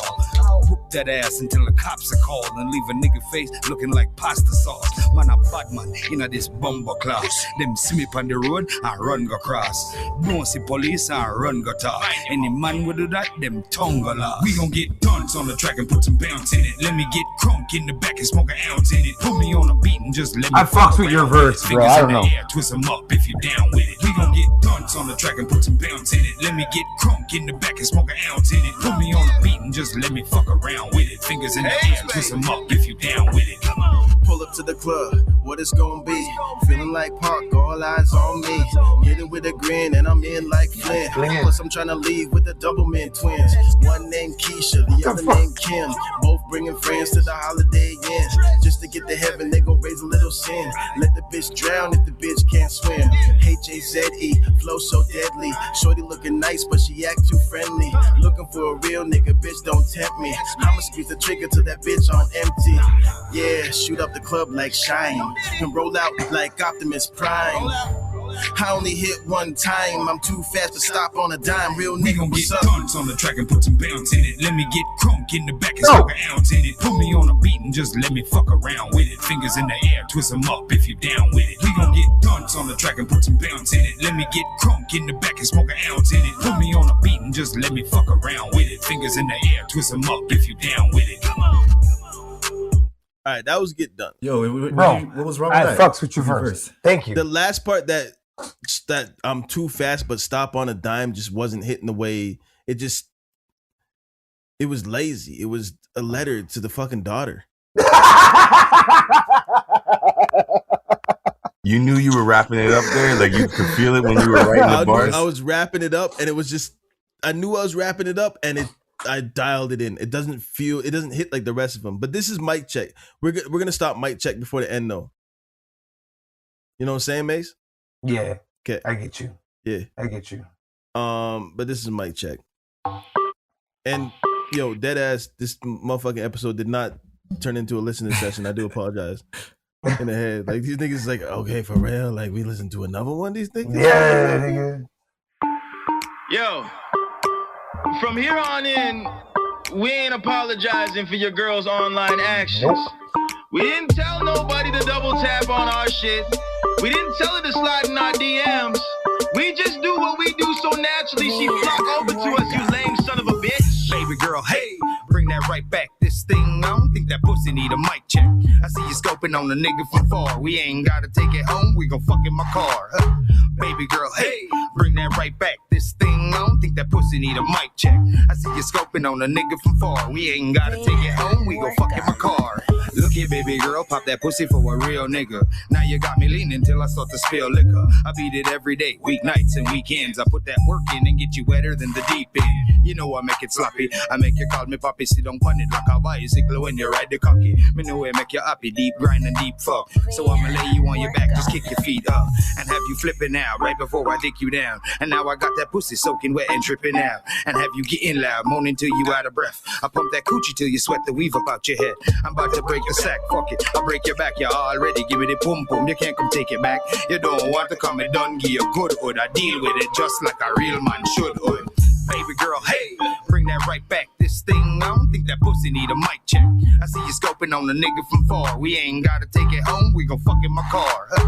Baby girl, hey, bring that right back. This thing, I don't think that pussy need a mic check. I see you scoping on the nigga from far. We ain't gotta take it home, we gon' fuck in my car. I got your BM in the BM. She wanna freak from the sun up to the PM. Shorty cut the window so her best friend can peek in. Yeah, in the hood it's wintertime and that's the fucking season. Baby, you could call it cuffing, we can call it even. It's the way you move that body money, baby, that's the reason. If your best friend coming, we can get to eating. That's a buffet, baby, we can get to eating. Pesos. So, I know Marisa saying, fire upon that. Fire upon that. I You feel didn't like the buffet? Hey, nigga, y'all do what y'all do, nigga. You didn't like the buffet? I said, nigga, y'all do what y'all. I ain't a hater. I'm just not a hater, though. Yo, treat every bitch like a golden corral. Do what you gotta do, nigga. If we, I feel like that's more. Yo, so A, that's that. B, daddy. Yo. Daddy. Mr. Nigga. Thaddeus. Nigga. My nigga. He knows. He knows exactly what I'm saying. Oh, you want me to jump on the track? No, not that. I want you to jump on tracks. Pause. Get back in the rap game. Come on, man. Yeah. I mean, slang rap democracy. I got some shitty bars, and I'm whack now, but I'll try. That's what I thought. That's what I thought until 2 years ago. I was like, I don't know. I'll try. You don't sound like the Thaddeus I know.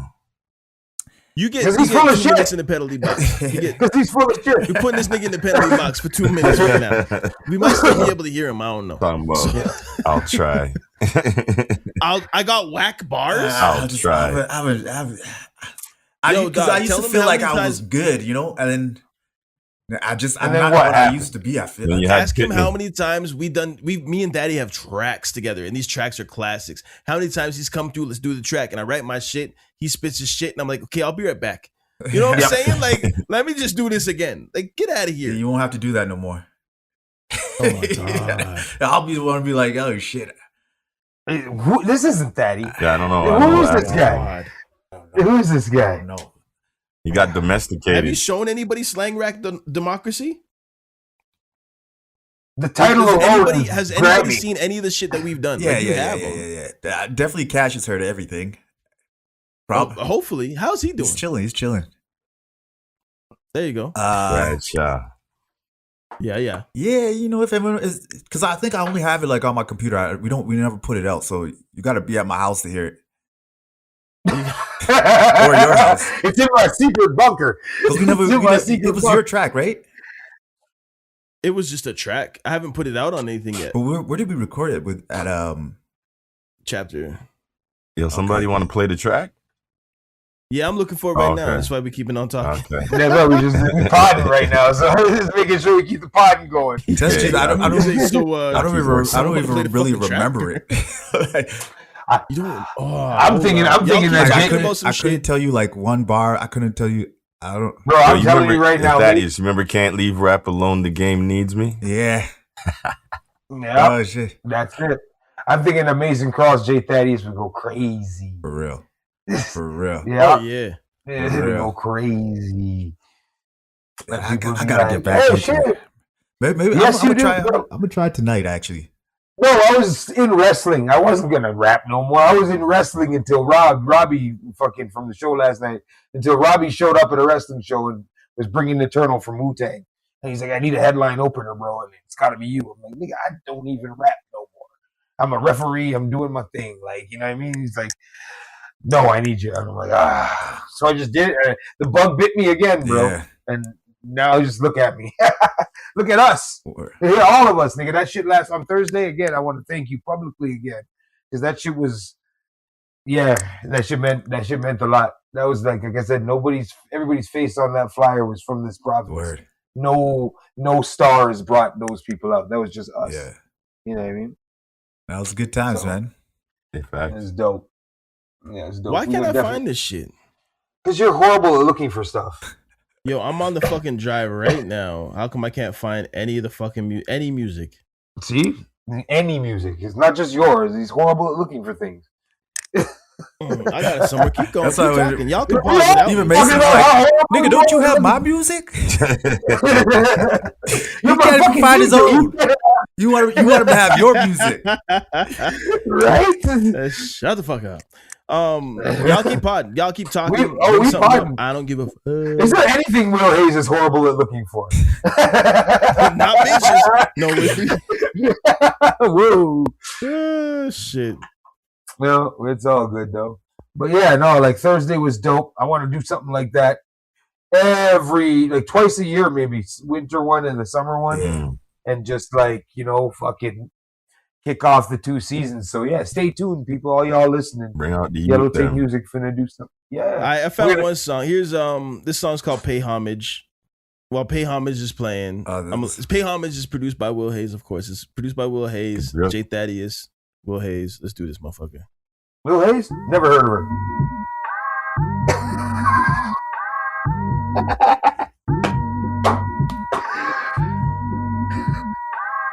Here we go. Yeah.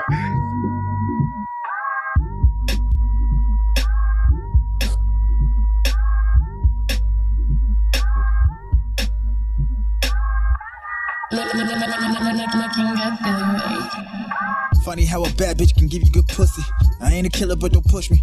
Still, I murder that pussy like hootsies and tootsies. Pussy genocide, push them panties aside. Little way it slide, when shorty wanna ride. All up in my ear with thoughts of homicide. Cuban link, no hands on the mink. Hit him in the head till the white turns pink. Wash the blood off my hands in the sink. Go to the bartender, order another drink. Slide him a dap and I tell him what's happening. Just caught a body and acting like nothing happened. I came to bring the pain. Nah, she a white girl, I just happened to bring Kane William III. Now she fucking Big Willie, you heard. I drop her off at the corner, I ain't feeling the bird. Special recipe, name a nigga testing me. Grab the Smith and Wesson, hit his chest like open sesame. And then she down to bang, I let her hang with the gang and pop off like it really ain't a thing. Yeah, pay homage. Shit, yeah, pay homage. I forgot this was a back and forth. Right? Niggas look like demigod and Stranger Things. Apes, gorillas, orangutans. Welcome to the jungle. Tell that white boy Tarzan to stay humble. Niggas out here straight dying. Fuck with wildebeest and beefing with lions. And niggas out here straight line. Fucking with Lucius, you niggas out of line. Matter of fact, you niggas at a time. Tick for talk, I will stop your clock with a pearl handle next to the pocket. Watch, get out of pocket and watch how to block it. Hard, I mean. I tap on your pocket, give me what you got. Either you rob Kardashian or you get robbed. But niggas in Paris playing croquette. Nigga just seen the gun in my hand, that's a rocket. Jay, you better stop it. Thaddeus, you killing them. We ain't really part of them boys, we ain't feeling them. Yeah, that's the synonym, stripping them cinnamon. The only thing we got in common is Benjamin. Franklin, yeah, pay homage. Yeah, pay homage. Sure. Yeah, pay homage. Where did we record this one? Pay homage. Chapter. So I can't find slang rap democracy, but that's dope. Yeah. Yeah. Little Lauryn Hill sample. Yeah. Hey, run it. Yep, this is why you gotta rap again. That was the Bring the Pain. But it was the Bring the Pain, but it was, I can't remember what the original is, but the original sample off Bring the Pain. So it wasn't sampled off Bring the Pain, it was sampled what Bring the Pain sample. Yeah. Yeah. There. You guys did your little Watch the Throne thing there. Y'all going. That was nice. Yeah. I'm telling you right now, that was a better back and forth than Jada and Styles. I'll put that out there. What? This nigga trying to get heard. Before we jump into, since we're on a debate, this was on my mind. Fab and Lloyd Banks. Did you see that? Oh, yeah. 50 and them were putting out a little conversation. I think it was who was it? Didn't 50 say they both don't work hard? Yeah, basically, he took shots at both of them. Both lazy. He called them both lazy. 50 don't give a damn, bro. It was Yayo. It was Yayo that was arguing that. No, Fab. Yeah. Fab he's great and all, but he's like, yo, Banks is just as good. His pen is just as good and all that. Until he said that, I never even thought Banks was in the same space as Fab. What? As Fab. I never thought. I know as artists, they're really not. But like, if you're just going bar for bar, yeah, because bar for bar, yeah. Banks is a punchline king, nigga. Like, and it's shit that you're like, hold on, and then you think about it because it's like when the nigga said he got a TV the same size as Kevin Garnett, you're like, wait a minute, and then you think about how big Kevin Garnett is, and then you're like, there's a bar, like Banks is. Like he's a punchline king, bro. Like we can't take that from that nigga, bro. And that's definitely one of those bars where it's like it's slick and it's witty. Yeah, I throw a bitch out the house like Jazzy He's the same Jeff. one as like Guns the same size. No, was it Banks that said Guns the same size? Lil Bow Wow. No, that was 50. That was 50. That was 50. Oh, it's 50. Yeah. But Banks still has like.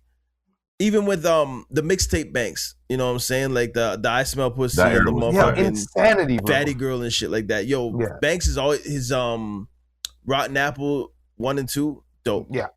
Fire.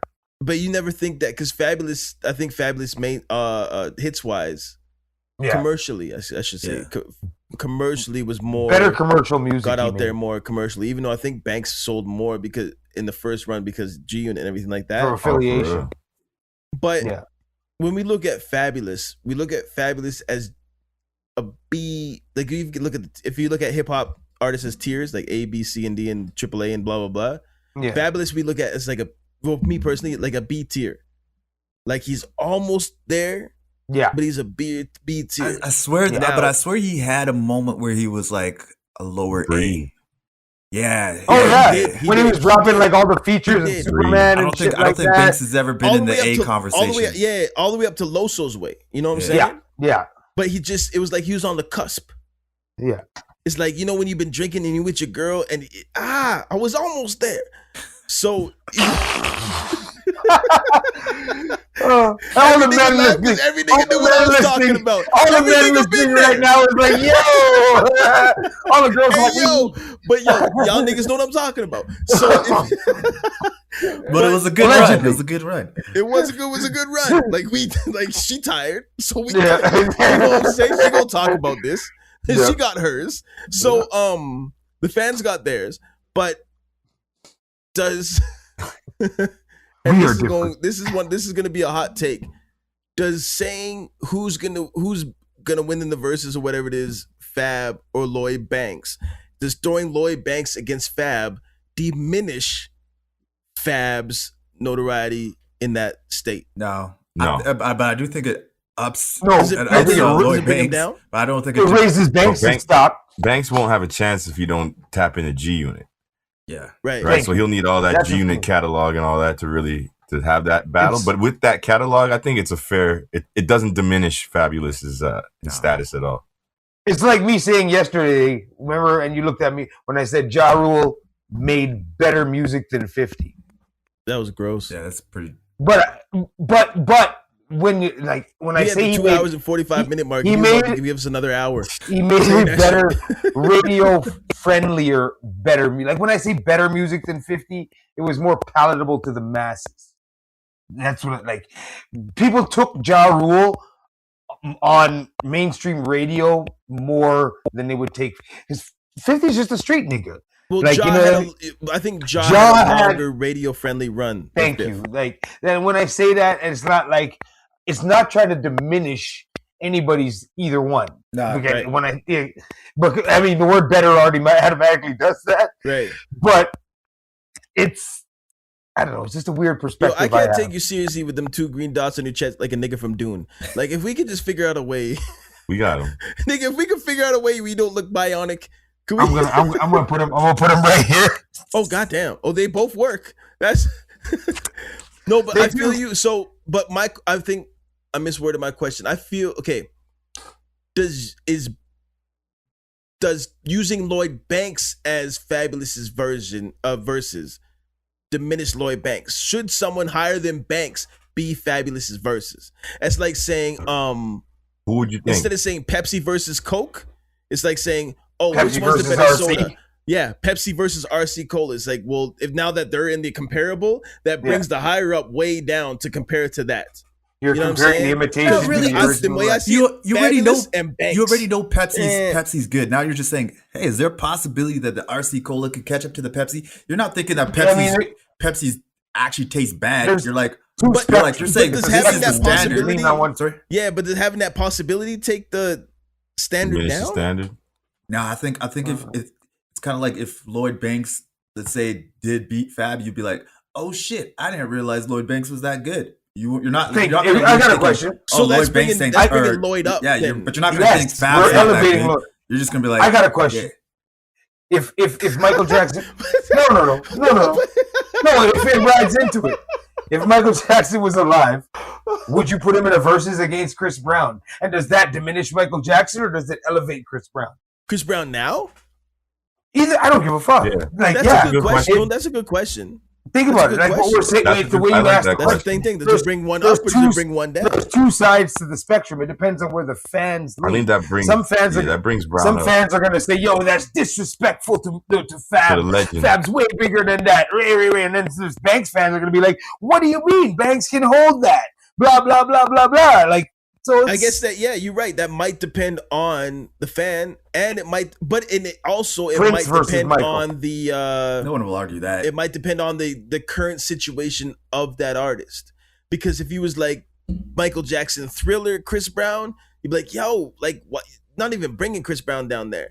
But if it's like Michael Jackson after Dangerous, after all the allegations and all the bullshit that they're trying to put on Mike, they might be like, oh, now Variety's coming out saying Michael's been diminished down to being compared to Chris Brown. So it might even depend on where the artist is in the timeline of their career. I look at it like that this. might be too.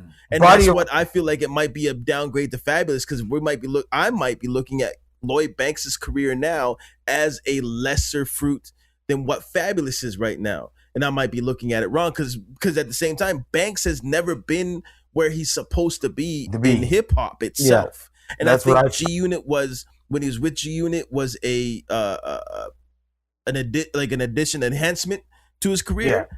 And now it just might be a shadow over his career now. Exactly. Because he can't get out that I used to be G-Unit hump. Is he rolling with Griselda now too? Like, is he part of it, or he's just adjacent? No. I think he's just cool. He's just cool with him? Yeah, all right. No, that makes sense. But I was thinking, like, if he was a part of Griselda, that would be another, like, downfall to, like, him, like, needing of a crew to constantly push yourself forward. That would have been another blow to his, like, you know what I mean, rep. But I don't think it diminishes. I think it does, like, help Banks in a manner, because Fab is still in the eye. He's in the public eye right now. Like, so, you know, especially with what's going on with 50 and shit. And but he's never been a public eye type nigga. True. But, you know, like, if we're going music for music, fuck. Yeah, who's winning? It's tough to say to me. Like, I think Fab is winning. I think Fab is winning, but, like, Fab is if he doesn't tap into dogs, bro. Yeah, because he can't tap into G-Unit shit. So he'd be fucked. Yeah, like solos. Even if Fab's got like, Fab's had that when you were saying B and C and A, I'm Fab's B, Banks is somewhere in that C category. Yeah, facts. That's true. There's conversations to where Loso's Way is better than Blueprint 3 because they came out at the same time. Yeah. There's no conversation. There's conversations. There's a lot of things better than Blueprint 3 though. Yeah, but it's still J. The Blueprint 3 wasn't the best. No. But there's not a conversation to be had about Lloyd Banks and Jay-Z. No. But Fabulous is in those conversations to where it's like, if he would have played his cards differently, he might be close to that level. I'm not talking business-wise, but I'm talking about rap. How he's looked at in the hip-hop community on Jay-Z level. You know what I'm saying? But Fab was never the one to, even when what's her name was on Love and Hip Hop. Fab was on like 2 episodes. It's like, nah, this ain't for me. Controversy. Fab doesn't step into beef like other artists do. Fab should be where Fab's a real low key. Cole is. And you can tell he's not 100% comfortable with the podcasting thing and being on the spotlight all the time. Yeah. He's probably the least vocal out of it. Like, he does the podcasting thing, but he's probably the last person you see on the interviews. You see Mano all the time. Mano even has his show with Andrew. Mano's on a run right now. Isn't that beautiful? Yeah, he's on a run. He's putting himself Mano out came there. out of jail, was just like, I love seeing prison niggas do good things. Right? You know, I have a soft spot in my heart when I see these. Hey, yo. Why are you flagging my heart, nigga? Why you do that? Yo, why you do that? That sounds like an intro to an R&B song, man.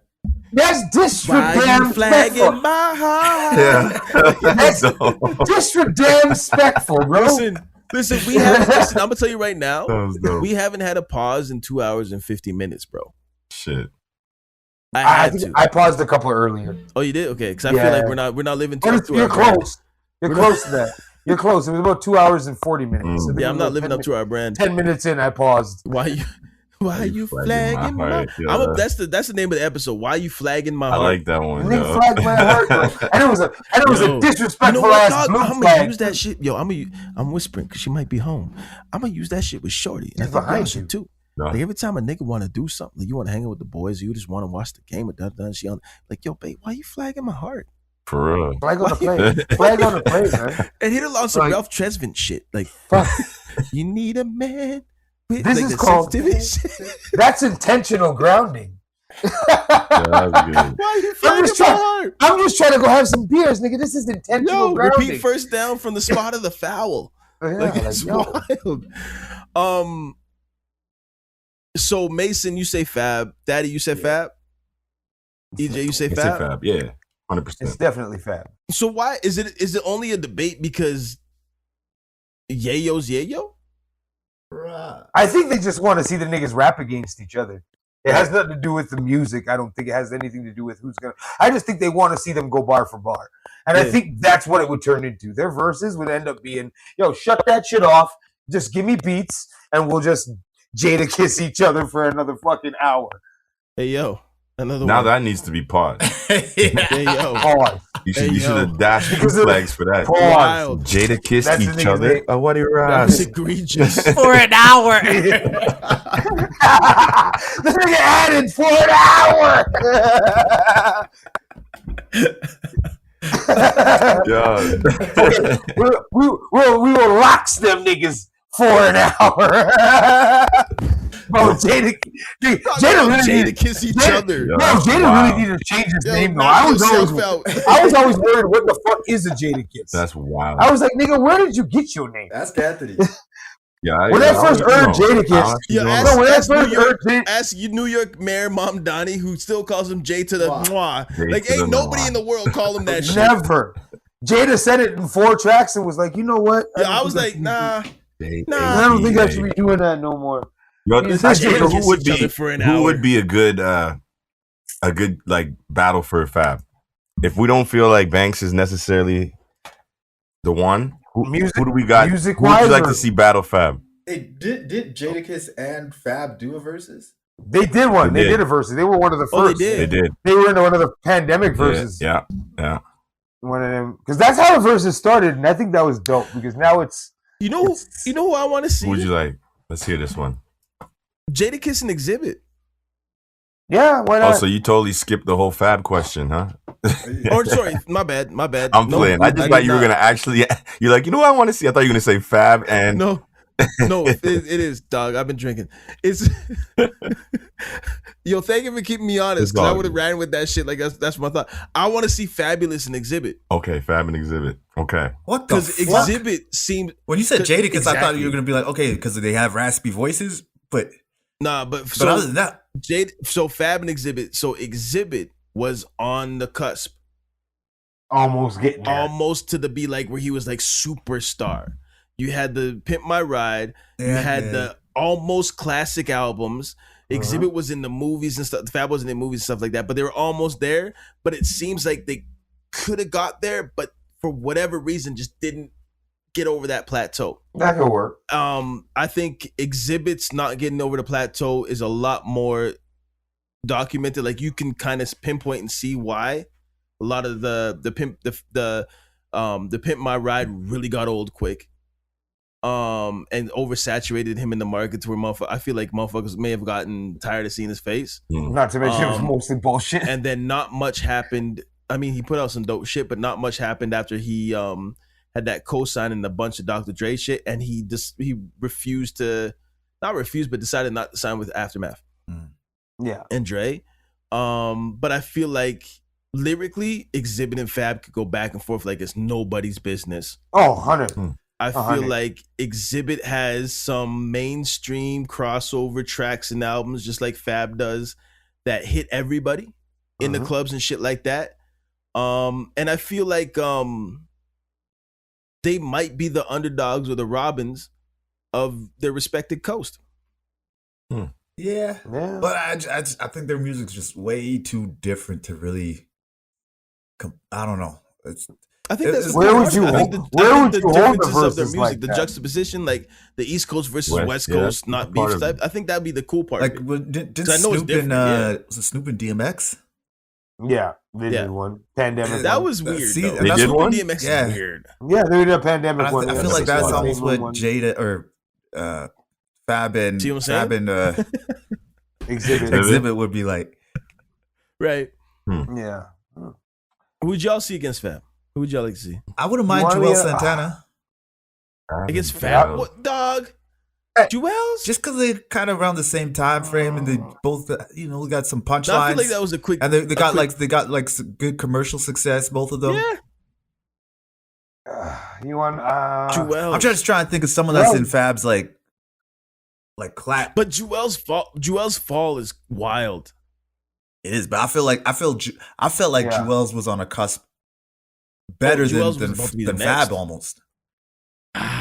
Yeah, real commercially too. Yeah, like especially when him and Weezy just started doing that. Feel my face. I was like, yo, this guy. And then after that, it just kind of fizzled out. But yeah, well, it was the drugs and the dumb gun charges and shit like that. I feel like if Joel's didn't get into that lean, which means like if he may have never met Wayne, that he might, you know what I'm saying? Because the wean is what the wean. The wean, jeez, for fuck's sakes. Pause. The lean is what fucked him up crazy. Yeah, and got him on that trajectory. Got him accidentally taking guns through the airport and forgetting that they're in the suitcases or accidentally packing them and shit. Got his the sugar content in that shit. A lot of motherfuckers that have been hooked on lean and getting grills is fucking their teeth up and shit, right? You know what I'm saying? But I mean, Joel's is dope, but his new shit isn't. I'm not. I wouldn't definitely not be based off no new shit. No, it had to be the old shit. Because Fab. But again, I can't tell you Jadakiss where I haven't heard a bad Fab verse. You get 20 tracks but from your I catalog. heard some few bad Fab songs. Same with on that. That's like the Jada curse. You don't have any bad verses, but you got some bad songs. It's like Nas and his beats curse. Yeah. Yeah. No, it's real time. Like Nas just needs to be a better beat picker. Like, but the Joel's versus Fab would be interesting. But I think Fab would rinse him because Fab has more. I think Fab has more bangers in the catalog. Fab can go back to Desert Storm shit, bro. Like, yo, you remember when they did the cipher for the BT cipher? The BT cipher. Yeah. It's funny because Fab might have had a better verse, maybe, but Joel's is just hit way better. His energy, his energy and his swag is with young Joel's, and like every punchline is just I feel like Fab will like sneak punchlines in that you just bobbing your head. You didn't even notice. You didn't even notice he hit it. And I feel like Fab's sometimes is too not monotone, but he's too just monotone like is the perfect direct. word. Is it monotone? Yeah, just direct. Yeah, you know how people used to think that Cole was boring? Haters. Yeah. It's like that same thing where it's too monotone and direct. You know what I'm saying? Like he has some sick punchlines. Fab's really good at taking like current pop culture and throwing it into the verse. Yeah. But it's just right there. Yeah. But lyrically, Fab has to be in lyrical top 5 for people. Has to be. I don't see a lot of people that are even getting close to Fab's pen. There's a lot of rappers though. There's a fucking shit ton of rappers.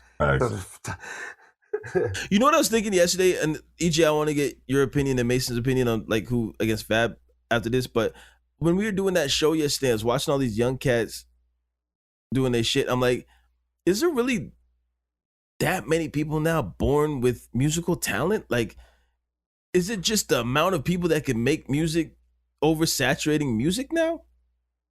Like before, music was so dope because not everybody could do it.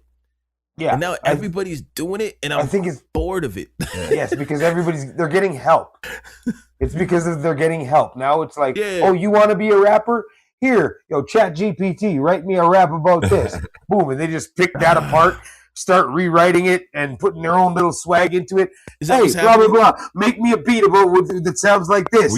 It kicks out a beat. Bro, did Vex showed you the AI shit that he was doing with Seeker, right? And how it went like, bro, that shit is insane. The man just fed his voice into the thing, fed the lyrics into the thing, and AI sung the song for him. But hip hop also doesn't have like a talent vetting system in a sense where if somebody has a voice, like if a girl comes up or a guy comes up and tries to sing, we know like immediately if you start crackling, like that ain't a voice. Yeah. Whereas hip hop, like there's not really a vetting system of talent. It's more so like Do you fuck with The it? vetting system, unfortunately, is the people. The people, If yeah. you suck, Like, they're do just you, not do you gonna have fuck a with group your of shit. people that you can bring that F with your stuff or not?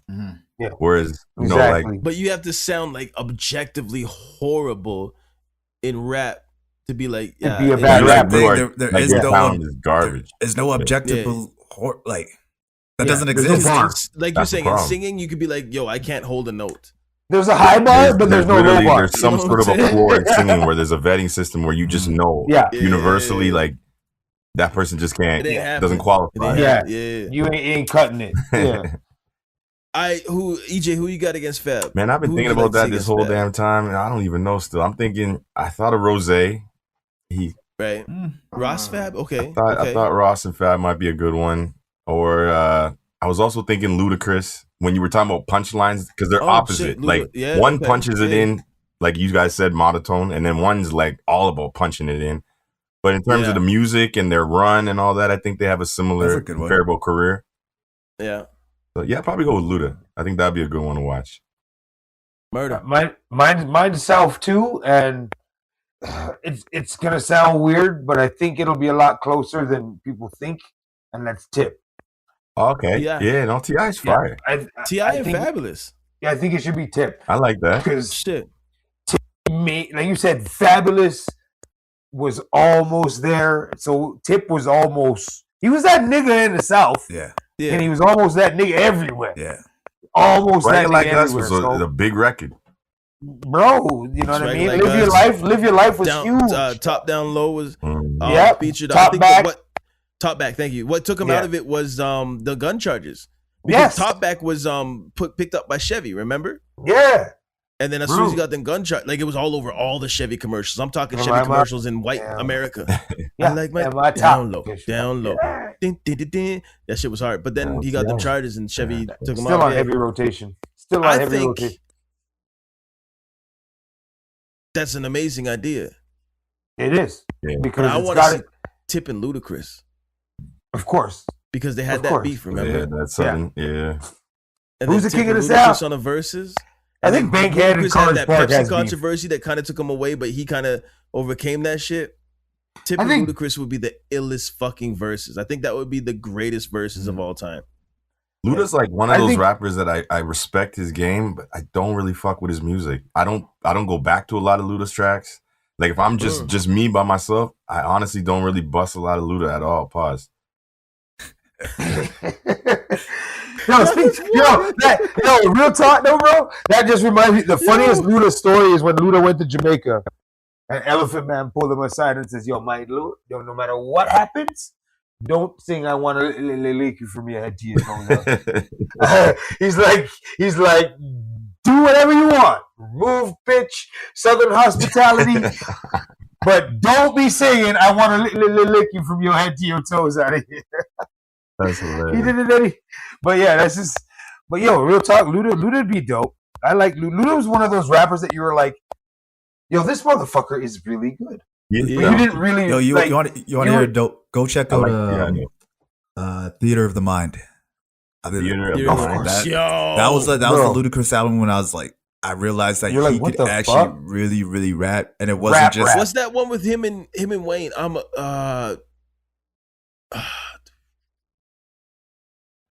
and his features. His fucking There's features. a song with him and Wayne on Theater of the Mind that's fucking bananas. It's on my gym playlist.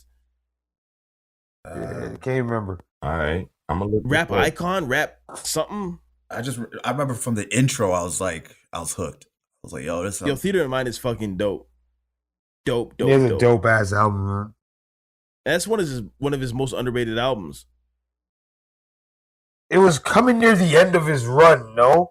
Like the end of his like run in the Yeah, South that run. came So out in, like 2008. niggas Ross and niggas were starting to take back. Like Ross was coming out, and all these other South niggas was coming out with that fucking trap shit, that South trap shit. Oh, Last of a Dying Breed. Yeah, Last of the Dying Breed with him and Wayne. Him and Wayne go hard. that one was good. Hard. Last of a Dying Breed. Yeah. Theater of the Mind, good. That's a good call out. That's dope.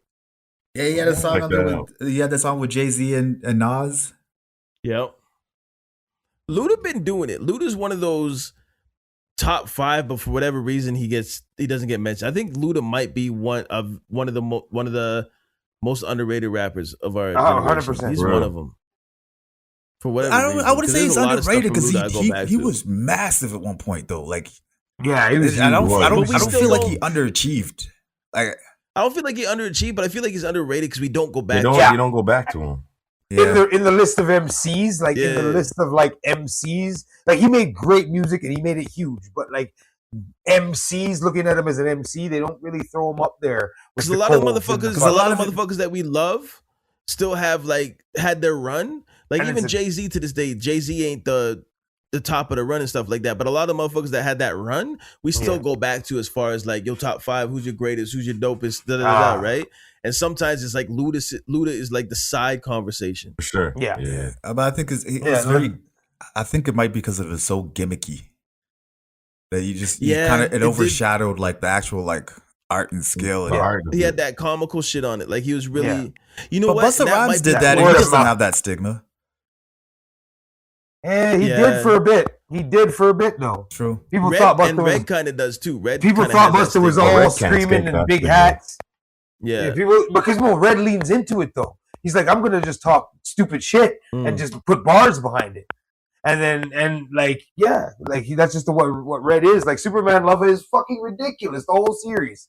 His whole shit. Yeah. The whole series is stupid, but so why not? But the thing, you know what is we go on so many tirades. We're gonna be here for another hour. But yeah, we should the wrap thing it that up. fucked me up about Red. Yeah, we should. It's been 3 hours, dog. I still have shit to do. I have laundry. Like, nigga, we're adults now. Oh, yeah, I'm gonna cut that shit out too, But Red, you got that when you watch him do his shit, and you watch him on Arsenio doing times for some action. Yeah. And you're like, this is the grimiest, ruggedest nigga I ever saw. And you get the fucking album. It's like Superman Lover. It's like Red threw you off from the first album. That's why it was called what? And then you get into There Is a Dark Side. You're like, okay, I get it. And then Muddy Waters, you're like, yo, this is my fucking dude. You're like, I don't get it. So he's my dude. Like Red's been dope from the jump, but he's such a contradiction of himself. Like he's hardcore, he's gangster, he's hilarious and jokey. He's how high? He's his Drink Champs Dr. interview. Travis, like his Drink Champs interview in the one line about how they fuck with that drum and bass type dancing shit in Jersey, and he's like, nigga, we just dance with the hammer on us because we don't give a fuck. That's how we are, and that's how his music is. It's just a mishmash of Jersey weird shit, and he leans into it. Luda did too, and I don't think it shouldn't be too much of a stigma. I don't think the gimmick killed it. I think the gimmick is what made it. It's what got him into Fast and Furious. Who would you guys have between Luda and T.I.? Who would you have in that battle? 20 track for track versus, it's tough to say because they both got about 20 tracks that could go up against each other like equally. I think it's going to come down to, I think that one would actually come down to who's actually the better rapper. Like bars. I think Luda might have him. For me, I kind of agree with you. I think bar for bar, track for track, scene for scene, as far as in the hip hop community, it might be a tie throughout the whole thing. One track. Oh, that's tied. I think it's gonna come down to both of them on the Game Stomp, and that last verse from both of them when T.I. was the first verse on the Game Stomp, and then he got Luda on there, and it's gonna come down to Luda saying, "So please stay off the TIP of my dick," and that's gonna be the winner. I think I think it's all gonna come down to that last quarter of a bar, and I think Luda has it on that. Yeah, it's just he's another guy that's like a punchline fucking king. Like people aren't giving him. He's like the Banks level of punchlines. Yeah. Like, they're not quite subliminal, but they're subliminal enough for you to catch them like 2 seconds after he said it. You know what I mean? It's not like if you tell me that, but he punches them hard, like so, like he knows how to deliver it. You know there was a punchline there. yeah, exactly. Yeah. And like I don't know what this means, but this shit sounds great. And the fact that Ludacris, like from some of those commercial tracks and the videos and stuff like that, he doesn't take himself seriously. No, but he's dangerous. That's a dangerous motherfucker. Yeah. If you have lyrics like that and don't take yourself seriously, but you demolish motherfuckers, it's like the drunken monk style. Mhm. You know what I'm I saying? hear Like that. you're just falling around and da-da-da. People are underestimating you. And next thing you know, you pop up and hit him with a limp wrist and this nigga's in the next dimension. It's the Papa Doc technique from 8 it's Mile. wild. You remember when Nas is they shoot, I made you look, and they did the remix. He had the best verse on the remix. And you're like Nas, Jada, and Ludacris. And then you heard Ludacris's verse. You're like, oh shit! Look at all the Khaled shit. Every time Luda features on the Khaled, bodies that shit. Ludacris on the Made You Look was, and this is tough, it was a better verse than Jada's. It was a better verse. Just that live school of hard live knocks, version is peaks so and crazy. low blows.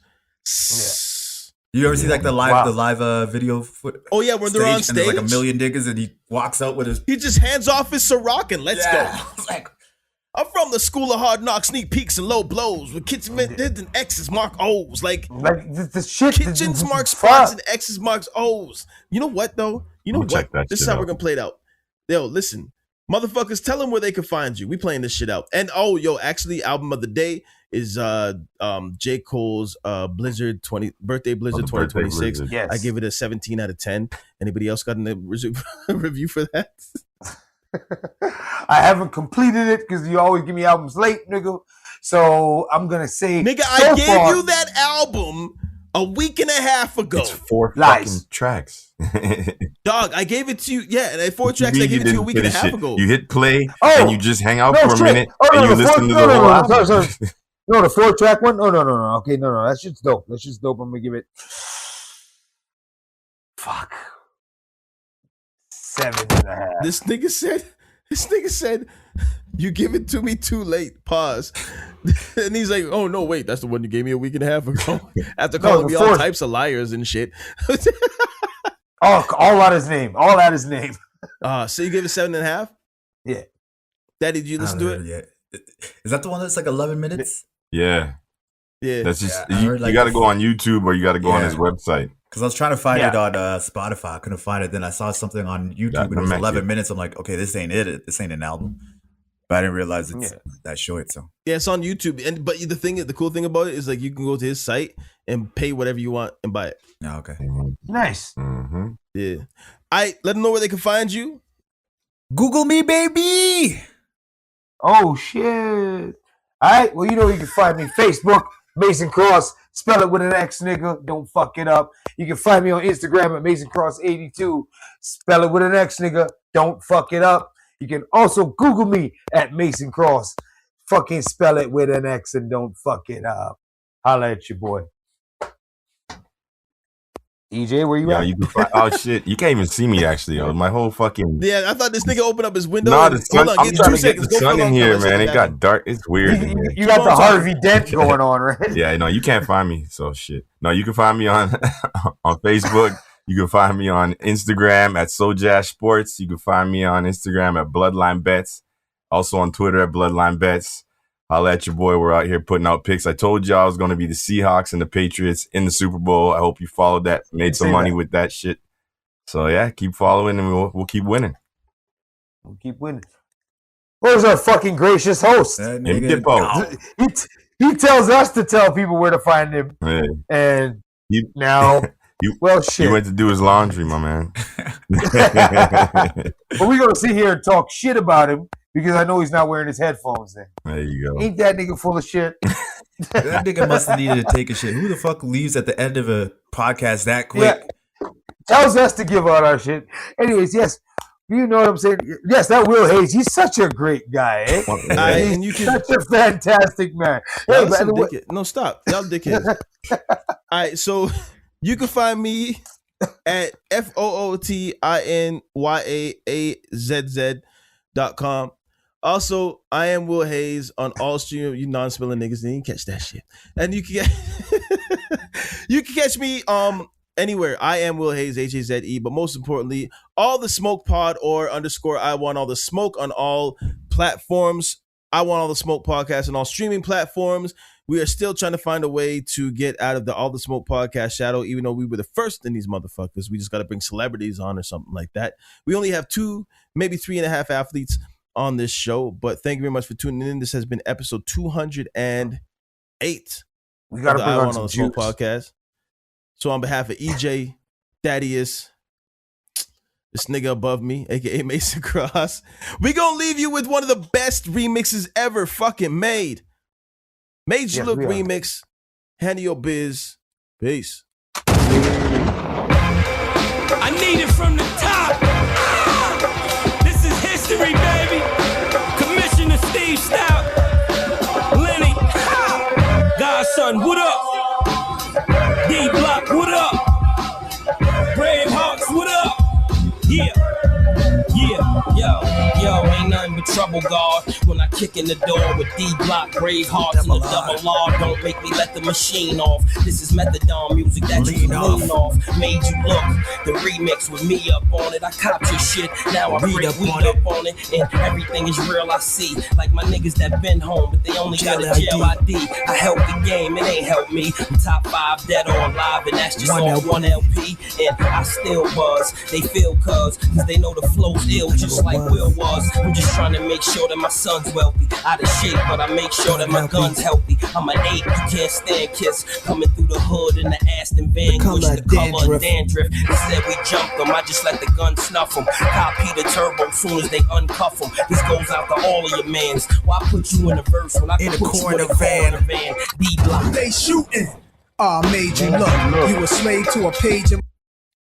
Sorry, I had to pause real quick just to let people know that it's wild when Nas has the worst verse on a track. Rhyme book, getting big money, playboy, your time's up. Where them gangsters, where them dimes at? They shooting. Made You Look. You a slave to a page in my rhyme book.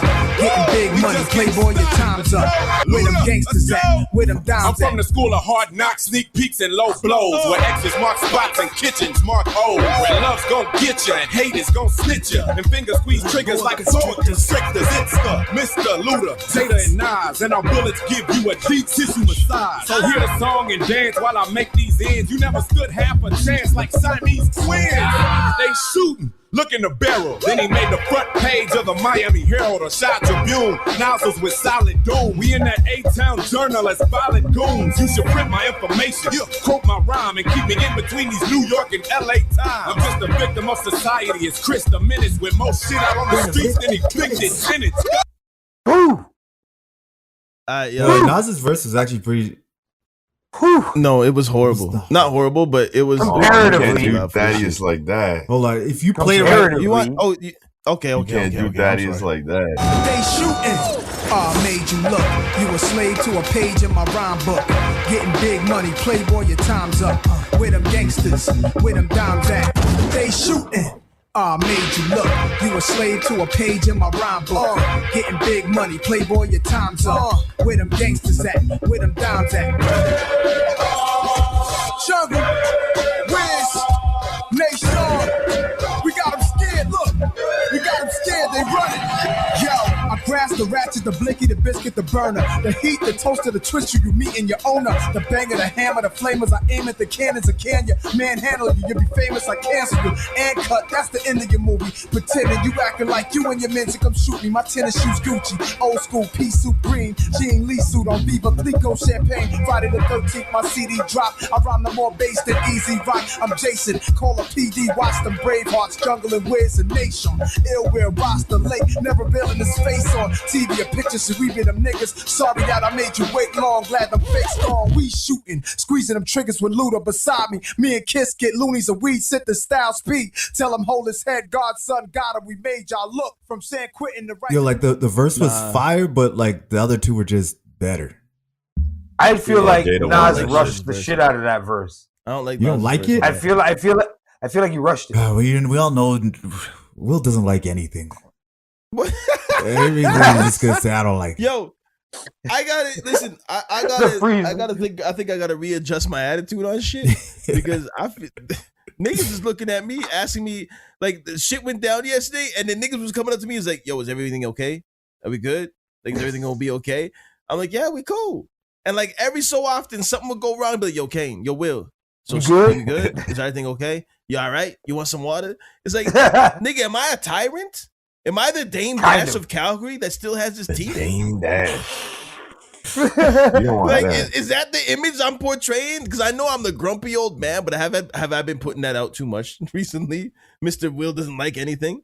Did you know that Will Hayes just struck a deal with Riverside so that we can get these podcasts? He a big baller like Dame Dash. Yo, I also struck a deal with Dr. Scholes.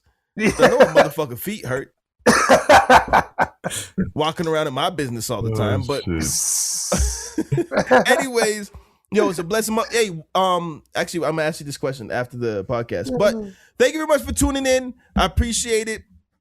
Yes, Nas's verse was cool. You think this is a game? This ain't a game. This is real life. I want all the smoke. The podcast that ain't afraid to speak the truth, motherfuckers.